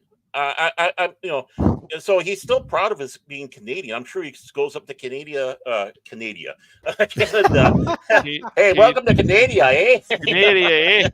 What's that on the boot? Because if you're a citizen, you have to go back for a little bit of time, obviously. But how do you feel with these stars leaving, coming down. Peter Jennings also, he was a Canadian. Yes. Do you feel like a little bit of betrayal that they leave Canada behind in some ways? Well, Even their identity of being a Canadian? well, it's okay if they start like denying that they are from Canada, then that gets me a bit irked. It's like, come on, man, don't do that. But you like to see them make the big time. It's like see them from moving away from here and getting to go into Hollywood, and hopefully they strike it big and people have a good time. Like, look at Jim Carrey, same thing. Yep. He's Canadian, and wow, what a roller coaster ride he had for his career. I remember watching him on in Living Color and all that back in the 90s, and man, was he just crazy funny. Earth Girls Are Easy. Yeah, that's one of the movies. Yep. Yeah, and he did a whole bunch, like Ace Ventura and all those other ones, Truman Show. But do you wish though that more of your entertainment in the stars up there would be more recognized, that they don't have to go across the border, but they become popular even by having the shows imported in? Like, a lot of people don't realize that, a lot of people don't realize a lot of our shows are filmed up in Vancouver, but that's still American. But, you had like that strange conglomerate of backers with Lex, whereas Canada and Germany, and I can't remember what other country like that was imported down here. Would you like to see more high quality entertainment that you have and stars getting noticed and not having to leave and it being important in the United States? That would be great. Like, if we had the money and the star power, like if we have these people that are very good actors and such, and good writers, and if they stick around, but they're always lured away by the money and the glamour of Hollywood. But if they could stick around and make like excellent entertainment, if they wouldn't have to leave, that would make me very happy. I'd be like, hey, great, we have some excellent entertainment that is local, and we can all enjoy it. Well, do you think that with the strike going on down here, which I hope goes for 20 seasons, by the way, do you think that might be an opportunity for people up in Canada? It could be. I'm not sure what it's like up here for the writers and all that. I don't know if they belong to SAG or AFTRA or whatever it is down there. AFTRA, yeah. AFTRA. I don't know what it's like. I'm hoping actually that us here, like us YouTube creators, yourself, Mike, Cash, I'm hoping that people will look to us instead of Hollywood for their entertainment. Hopefully we can provide them with some better entertainment and be interactive with them a lot better than Hollywood can. Yep. And when they say they want to leave because of certain stuff that's going on in this country and they want to go to Canada, please go away. It's fine. You can move to Canada. No, don't. They never do. But we want to keep Papa friend. Come on, Cash. Stop that. And we're sorry for the ones in the 60s, by the way. That reminds me, when I was on Pop's channel a few weeks back, and I said to him, with the SAG and writer's strike, who cares about Hollywood? We're the future Hollywood. We're the ones that people are tuning into because of our content.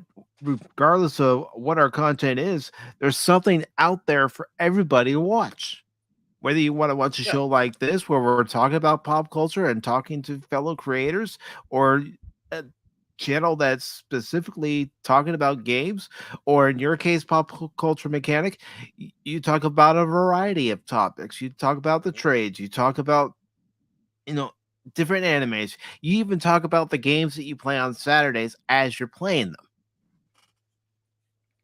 Yep. And that's what I'm hoping for. Like you say, go ahead, Hollywood, go on strike. Come to YouTube, come to Rumble or Kick. We're going to be there, and we'll have more interaction with the people that watch us than Hollywood will ever do in their entirety. When somebody comes in and they leave a comment, you talk directly to them. Be like, hey, Joseph Dredd, Rings of Power is filming in the UK to avoid the SAG act. There you go. And then you can make your comment on that. You're like, hey, that's great. They're doing that to avoid the strike. Right on. Yeah. Or, hey, Rings of Power is garbage. Who cares what they're doing, right? I don't care. Exactly. But the thing is their attempt to do that is still against SAG rules. And then they Oh. also go to Canada, I think, to film. I know CW stuff because it's cheaper. And then Yeah. the president, I think Obama, if I remember at the time, was like, "No, we have to find a way to encourage them." I'm like, "No, if they want to film in Canada, go nuts." Well, yeah, don't tax the industry so much. That's the thing. That's why they Exactly. go up to Canada. Yep, Oh, for okay. that's why Vancouver. they do. That's Yep. true. Yep. hmm See, that's why they But were calling Vancouver Hollywood North for the longest time, because there was so hmm many productions going on. It was just right. unbelievable. I remember when the movie Millennium with Chris Christopherson was filmed, and he was supposed to be in having this chase in Minneapolis, and it's like I'm watching. It's like that's not Minneapolis, because it's obviously Vancouver. It's like yeah, it's like, come on, you can do better than that. Hey, Vancouver stood in for New York in hmm Rumble in the Mhm. Bronx, the Jackie Chan movie. I thought it was pretty funny. Yeah. A lot And of there have also been movies where Toronto has stood in for New York. hmm I don't know if that's something to brag about, but yeah, I mean, well, I'm yeah. not saying it is, but there have been cases where it has stood in for New York, or Chicago has stood in for New York. hmm Oh yeah. Why? Because of budget concerns and the Right. cost of filming in New York. And getting around and everything. It's just a mess in New York to do stuff like that. But it's going back with the content creators here, it's like amazing how many Canadians that we do know, like yourself, Pop, of course, Angry Canadian. We have the Comic Crusader, Canadian Comic Relief Spider-Man. Crusader. yeah, Canadian Yeah. Spider-Man. Yeah, I mean, we have And a also, lot. don't forget, he was a guest this past Wednesday, Pat Steven. Yep, Yeah. Oh, Zach's. Don't forget Zach's. Zach's, Zach's too. hmm Zach's, and yeah, I mean, we deal with a lot of Canadians. I mean, I'm about ready to raise the maple flag here. Eh? Oh wow. But that means I got to take down my New Zealand flag because I'm a all black supporter for rugby. So Kiwi. You're a Kiwi. Oh, I'm a Kiwi fan. When it comes around to rugby, those are my boys. Yeah, it's like them are, if it goes, I think the 16s, it's the Crusaders, and actually, if it's for England, it's Bath because a good old Blackadder was coaching them for a while. That was from the Crusaders. So Oh, yeah, I follow rugby a little bit. nice. And Pat, I want to be. Yep. And Pat, I want to be says that's the problem. The decisions are made with money in mind. If they could just lean into the art of their craft, imagine the quality we would get. Yeah. Oh, yeah. And when they're like, oh, we're going to have politics in, well, if you're doing like a film like Ridley Scott is of Napoleon, yeah, of course it makes sense, especially for the time period. But Right. if you're just going to slam them in there and you want stuff that obviously people are now rejecting from the Star Wars and other entertainment, that the way that they're going with it, it's just like, well, why don't you guys try something else, and maybe that would work out better, But if there's already a foundation of stuff, and we've talked about this many times, go with the foundation. That's what I would say. You can change some things, sure, but go with the foundation, because that's what a lot of the fans enjoyed. But I don't know. I'm just pulling at straws at this point. No, but it brings me to another question I'd like to ask Pop Culture. As far as your viewpoints on anime, I know you have particular anime shows that are favorites. Some are long running. What's the one key formula that you see in some of these long running animes that they use consistently because it works? A lot of boobs. Aside from the boobs,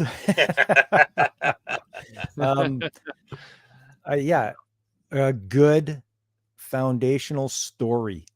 You have your protagonist, you have them face up against something, an antagonist, and there's a clash, and maybe the protagonist doesn't win. Maybe they have to regroup and maybe learn something or grow a bit more before they can overcome whatever obstacle is in their way. That right there is gonna be gonna pull me in and want me to know more. Like, okay, well, what happened here? Why is this? Why is the protagonist like the way they are? What's going on? What's going to happen next? That's that. If they can always make it so that, and if they drop little hints about things, and you're like, oh, I wonder what that's all about. Oh, I wonder, but they don't come back to it right away. A good one is One Piece, running for a long time, over 25 years. It's got the creator Ichiro Oda. He drops like little hints of stuff here and there, and he doesn't come back to them right away. Further down the line of the story, he connects it, and it makes sense then as to what you saw beforehand. You're like, oh, you make the connection, and you're like, that's so clever. So it's the clever writing and that I really drags me in, pulls me into those anime stories. Which is good, because you look at modern entertainment here in the West, and there's no creativity. It's all recycled. There's some, but not much. There could be a lot more. A lot of people are still afraid to take chances. Like, oh, I better not do this because I'm going to offend all these people. Just do it. See what happens. Yeah, just do it. What's the worst going to happen? What are they going to do? Come for you? What are they going to do? Try to cancel you because you put a woman with bigger boobs on the cover of your game or something? Oh, no. Terrible. Yeah. Oh, no. And then, meanwhile, sales go up. That's right. But yeah. Yeah, I mean, like my first really taste of anime was Star Blazers. And it's amazing how that was a continuous show. It wasn't compartmentalized, one episode. It was a flowing story throughout the 3 series that they had, of course, that we had down here. And that's what got me enthralled. It's like, this is something different that we don't normally do in American TV. Obviously, we saw more of it when J. Michael Straczynski with Babylon 5, and of course, DS9 started doing that as well. But to have something that basically has a beginning and an end, and everything in between is the chapters. Yeah, it's all episodic, and you're the same as me. I started out with Star Blazers as well. And I went so far as to get the first season on VHS back in the day, just so I could have it. Since then, I've watched the remake, which was quite excellently done. I liked how they did it. They didn't change a lot. They added a few more characters. It was really good. But the episodic, the big flowing overall story arc goes from beginning to end. And then in between, you have the little episodes, chapters in between. But you know that the full story arc is them going from Earth to Iskandar. So it's that once again, a space opera draws you right in. You learn about the human condition and what they're fighting. Just once again, the theme of war. They're having fighting the aliens. Not everyone is evil. Not everyone wants to fight. There's honor among soldiers. It's a deep story. If anyone in the chat or anything has not seen this show, do yourself a favor and watch it. It's only 26 episodes. Right. And it's a shame that it's so hard to find now. It's like it's been pushed away for all the other stuff. It's hard for me to find Star Blazer or even Space Battleship Yamato 2199. Yes. Yeah, and you have to look at places like Discotheque and the Right Stuff. I managed to find at my local HMV. I don't know if you guys have those. No, I don't think we got those. It's like or Sunrise Records. Anyway, any place that sells DVDs or whatever, just you can look in their anime section and find Star Blazers 2199. But how much is it? Yeah, I mean, those things can be pretty expensive. Yeah, I think I had to pay, I don't know, $50, $60. Well, that's not so bad. It's not like $800. No. That was a limited edition, but still, man, that's a lot of money. A lot of money. A lot of money on that one. But kind of a silly but serious question, though, being that you're in anime. Of course, you heard about China and how they want their form of censoring the violence that are in anime. Sometimes we know the joke, blood and boobs. That when you have blood being shown in China on anime, it's now white. And some of this, I know, and it's like, yeah, I'm looking at this, and the whole room is covered with blood. It's like, oh my god, it looks like a bukkake competition went wrong. I mean, if it, it's like, do they realize what they just did there with that stupidity? Maybe they do, maybe they don't, but I do have a big problem with the Chinese Communist Party. Oh yeah, I think they need to go away, and they are not. We shouldn't even be dealing with them really for anything. And any ventures that they're a part of in our country and in yours, I'd be like, you know what, get out, forget it. I talk about that a bit on my trades talk. Whenever anything comes up about a venture done with a Chinese company, it's like, yeah, well, every Chinese company is part of the Communist Party, so they're, it's not a free enterprise like everyone thinks it is. No, it's not. And their choice to do that, to censor things, I mean, they censor. No one that lives in China would really know it's censored, because they never get the originals. Like, it's already been put through their censor machine, and they just accept it for what it is. Unless they're able to smuggle it in, bootleg and all that, which they're also known for. So sometimes they got that. Yeah. I mean, it's kind of funny. My uncle, who was a money man, I mean, his favorite gangster was Meyer Lansky, because he said Meyer Lansky never killed anybody. He was just a money guy. He was the one that did the books. And that's what my uncle was. And when everything went down, he died in 1991. But when, the walls were crumbling and everyone's cheering, and, communism is being, put to bed, he goes, no, they don't understand. We're not done yet. We have China. And now, 30 some years later, we're really feeling that same pinch from China. It's except for one thing. Unlike the Soviet Union, where we sat back and viewed them as the government, not the people. Yeah. We're looking at the government of China as an ally, when they really are an enemy. They're the same thing that you had with the former Soviet Union. But now we're in bed with them and curled up and giving them, so much of our business. Yeah. I blame that on, and like I said earlier, I'm a bit of an amateur historian, but I blame that on Nixon. He was the one that went to China back in the 70s, and I'm pretty sure what he said to them is, "We'll give you business if you give us cheap labor." And then all of a sudden, there was that change of businesses slowly moving their stuff out into China in the 70s. And then by the 80s rolls around, everybody's like, "Why aren't we making stuff in America anymore?" Right. So I blame him that. You turn around, there's your G.I. Joe made in China. Games still nowadays made in China. Your 3DS stuff, I think that was probably made in China. Your Switch made in China. It just goes on. Yet we're still making things here in America. Don't forget our computers that we're using. Our computers, right now. yes. Our cords. It just goes on and on with this stuff. By the way, I wanted to tell Padawannabe, remember Padawannabe, you need to always take the red pill, not the blue pill, man. Okay, don't mix those up. Don't mix those up. Did Joseph Dredd say North Korea? Okay, there we go. Because I saw that comment you showed of Padawannabe, I had to make a comment about that, Mike. But anyways, of course you did.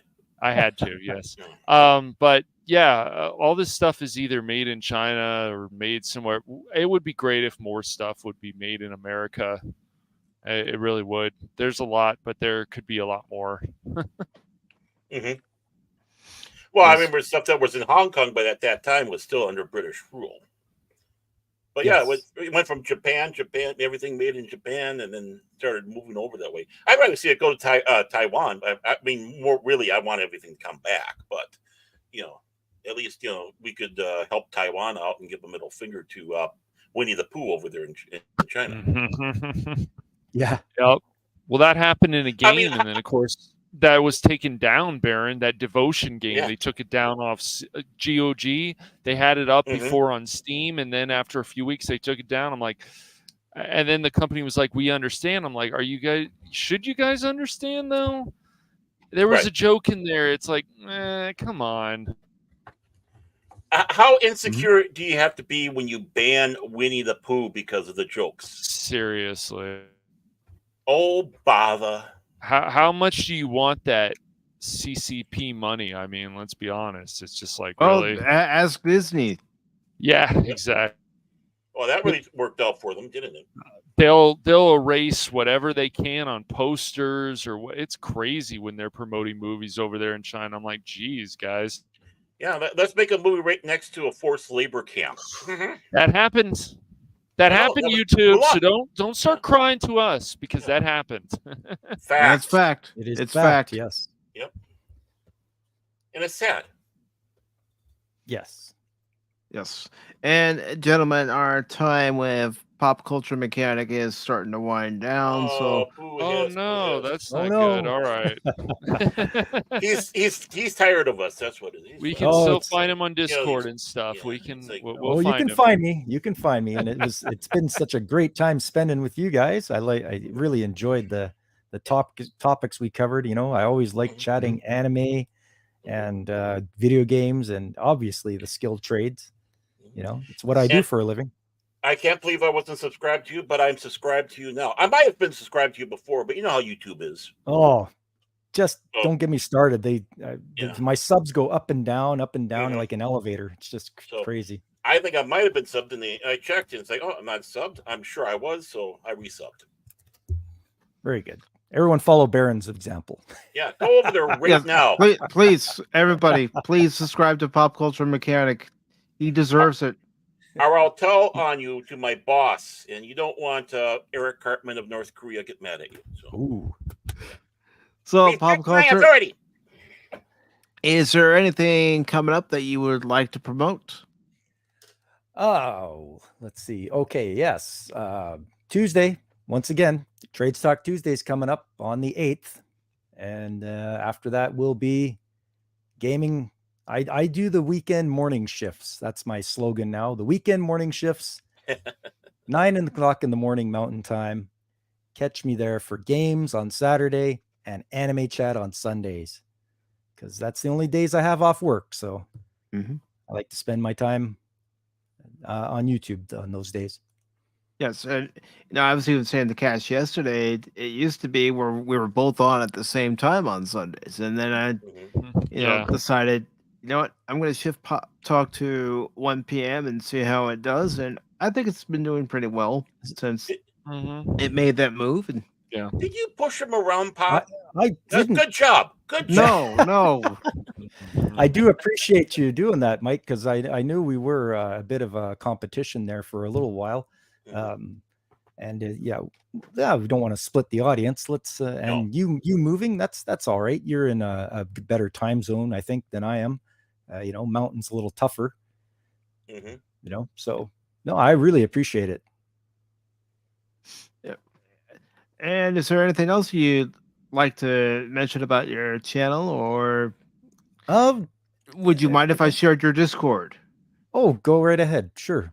Please share the Discord. And I just want to say I need some constructive criticism. I don't know if what I'm doing is good.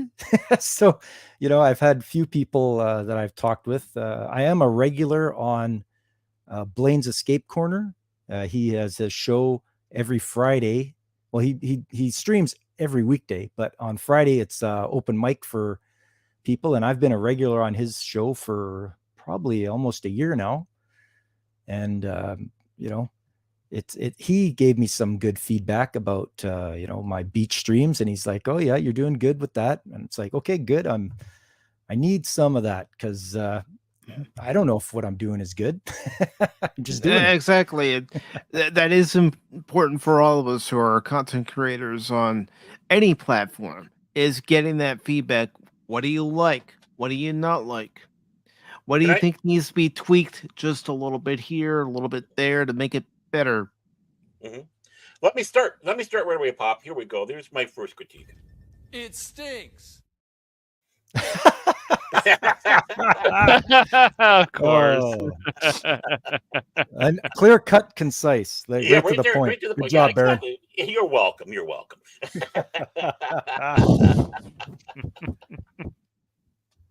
Nice. Nice. All right. Cash, what's coming up on Phantom Hooligans? Surprises, man. All I want is surprises. So when it happens, there's stuff going on next week. I just say maybe because there may be stuff going on with Mike and Baron and me. We may be playing a Vermintide 2 on the Phantom Hooligans. There may be Broforce. You just never know. But you're going to see, when you do see it, there's going to be an awesome thumbnail, and you're going to see it either on Twitter, or you're going to see it in the Discords. But yeah, there's going to be excitement next week. I'm not going to say exactly what it is, but when it happens, it's going to rock. That's it.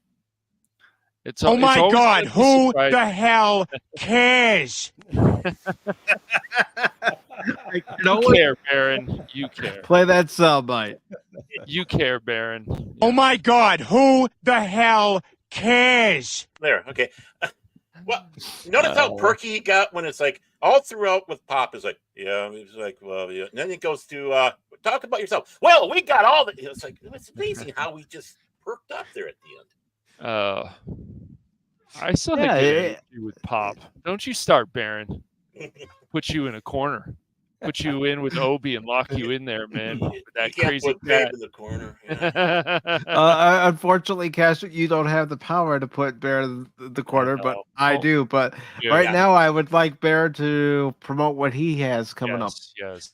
Okay, well, I got some secret project going on with some guy by the name of Cash Money. You might have heard of him. I am not going to give the exact specifications, but there might be some exciting thing with this guy. And, if you haven't subscribed to this Cash Money, he occasionally puts some stuff out on a channel called The Phantom Hooligans. And, Hooligans. And, it's like, every month there might be something that comes out, maybe 2 months. Sure. We don't know. We'll see about that. Of course, Pop Talk on Wednesdays and, of course, Sundays. And tonight at 5 o'clock Central Standard Time, I should be over at 24/7 Fusion Media's site for the Primetime Kings of Live Stream with, of course, the aforementioned Tower of Power, 24/7 Fusion Media, the ever-mysterious Vigilante Williamson, cruising in on his hot rod from the Hollywood Knights, New Bomb Turk, and myself. So I hope people will be able to go over there. It's a fun time. Plus, you get to hear the docile voices 24/7. Brother, it's your boy here, 24/7 Fusion Media, and we're going to be talking a little bit tonight. Ladies, you'll love him. Very nice, very nice. Now, as far as PACIFIC414 is concerned, there won't be anything streaming or any video uploads on Monday. And of course, Tuesday, as soon as a certain somebody decides what time he wants to stream that day, I can schedule the stream for because I've already said what it's going to be, Cash, in the community page. I can schedule the proper time for Broforce Forever. Oh, you will have it. Don't worry. Bro. I just like to say that there's a lot of surprises. So when people see it, they go, oh crap. Yeah, and watch me die a lot. Do you have that game, Pop? Yeah, you have that game, Pop, Broforce? No, I've seen you guys play it, though. Like, I've seen Mike play it and Brandon, the anime guy, and all that. I've seen those guys get on there, and it's just hilarious. Even Padawan Paul. Yeah. No, but actually, seriously, next week there is going to be Vermintide 2, and there will be Broforce Forever, and it's going to get crazy. So I'm scared of rats. And other than Broforce Forever on Tuesday, time pending, of course. Right. And I don't mean time pending as in, this is going to be a short stream. No, I don't know. I don't know if it's going to be 8 p.m. I don't know if it's going to be 8 p.m. Eastern or 9 p.m. Eastern. Right. But that will happen. Yes. And all the times I make fun about Cash falling asleep at the keyboard, I might be the one that actually does that. This is what the probably we're going to the probably, man. You keep spinning around your chair, you fell over, and then Obi tries to lick your face. It's crazy. Yeah. I hate that cat. I hate that. Mouse, eat him, mouse. But Wednesday's Pop Talk, we have a very special guest. He's someone I've admired and I've listen to all the shows 5 days a week, whether it's 0 Hour with Zeropium or Taco Tuesday with Mexican Iron Man, or on his Wednesday streams where he's doing his YouTube talk, and then he does his comic book roundtable with Clobbering Times and 24/7 Fusion Media, or Seven Kinds of Mischief that he does with Adega Outlaw, and then of course his weekend review that he does in the morning on Fridays, followed by the evening show, Late Night with Mexican Iron Man. On Wednesday, I'm very happy and I'm looking forward to this stream when we welcome Stone Loki. So if you're not familiar with his channel and Loki, I'm doing this in honor of you. When you watch his channel, he always starts it like this. Good morning, Valhalla! I'm going to have competition, aren't I? Wow, that's loud. Yeah, It is pretty loud. Yeah. Thanks, Mike. I was doing it in honor of him, so you guys did have that warning.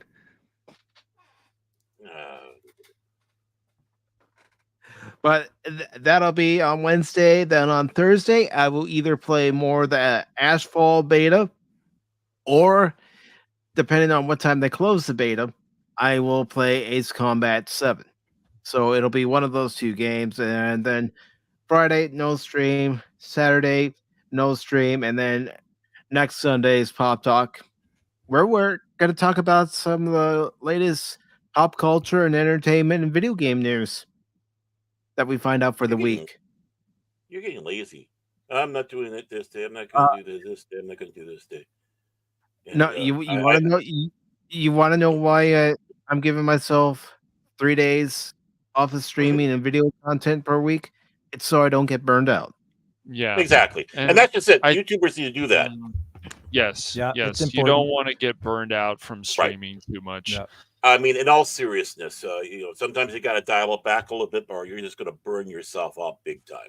I was actually getting in a little danger of doing that too when I was being on so many shows a week. And it's like, yeah, I got to, well, I didn't get invited back to a lot of them for some reason. I don't know why. But you just got to dial back a little bit and not push so hard. I mean, you push, you work hard, but you got to know your limits. And you're saying you don't know why you're getting invited back because you're so tired. It's because they're looking at it from this perspective, Baird. When you come on their stream, What would you say you do here? Yes, I have the perfect answer to it. Do you see what happens, Larry, when you fuck a stranger in the ass? What happens? There. We have to have it at least once. But seriously, you're mentioning how you would hop from one stream to another and you would wear yourself out. You have a tendency to do it. There was a time, and those of you who know pop culture, you know this too, where I would try to recap each and every Cub game I could. And between doing that, doing Pop Talk when that was added, and doing a game stream, I was burning myself out. That's why we haven't seen much of the Phantom Hooligans. I was waiting for that. And there was a stream last week, Baron. I'm still waiting when there's going to be a stream for Baron After Dark. I haven't seen one in I don't know how long. Oh, but I'm lazy. I admit it. But it's coming. It's coming. I need to talk to some people about having thumbs and intros and such. But we'll see. Cool. But before we leave here, I do want to thank everybody who stopped by. And the first person who stopped by was Whoopa Troopa. Whoopa, whoopa, whoopa. Comrade leader. Whoopa. Yes, comrade leader Whoopa Troopa. Whoopstatska. Didn't his team get smeared the other day? Well, his team's not doing so well this season. They should be doing well. Yeah. And I'm not getting cocky because I'm a Cub fan. I know better. Yeah. Go Blue Jays. Yeah, they're doing well. As a matter of fact, on the next road trip, which starts tomorrow after the Cubs play the Mets, they will be up in Toronto playing your Blue Jays. Nice. Yeah, that's right. Every now and then, I'm still going to bring up baseball on the channel. That's fine. You are? Yes, Baron. Yes. You are going to bring it? Okay. That's great. That way you'll be able to say this. You're gone!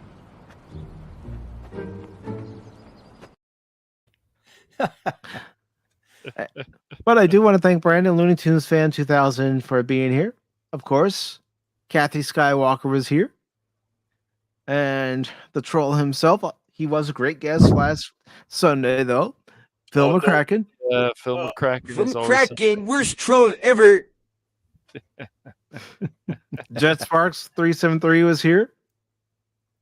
Captain Fandom Nerd was here. The Joker's Voice was here. Joseph Dredd was here. Old Man was here. The Padawannabe was here. Christian Fandom Geek was here. The lovely Leia Rose, the Princess of YouTube, who will be a guest on the Sunday edition in 2 weeks. And that show will start at 6 p.m. Eastern Time that Sunday.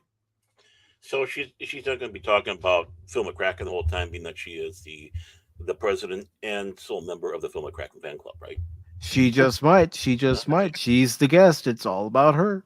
And then I have a message. No coupons for you, Phil. Yes, no coupons. None. And of course, and yes, I will play the video because I know he's watching. Anonymous. Anonymous. Anonymous. Anonymous. Anonymous.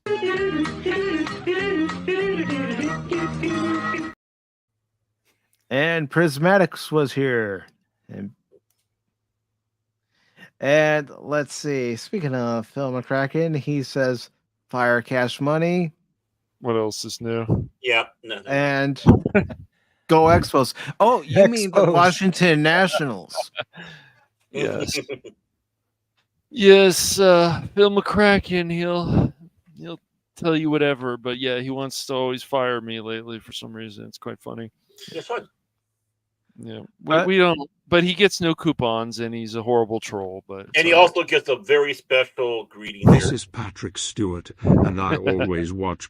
Oh, that's the wrong one. This is Patrick Stewart, and I wish to tell Phil McCracken that I hate him also. Yep. But I do want to thank everybody who watched, listened, and lurked, whether you watched on YouTube, whether you watched on Rumble, whether you watched on Kick. Thank you all very much for your support. And remember, I'm not just a baseball guy. I'm an all-around guy. Take care, everybody. Autobots, transform and roll out. Cash Money can put his change in my piggy bank any day.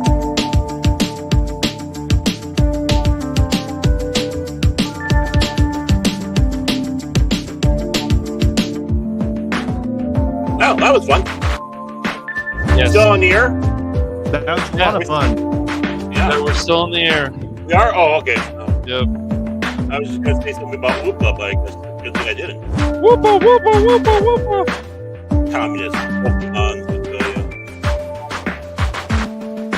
Thank you for coming, Popculture Mechanic. Yeah, thank you so much. It was fun. Yeah, thank you.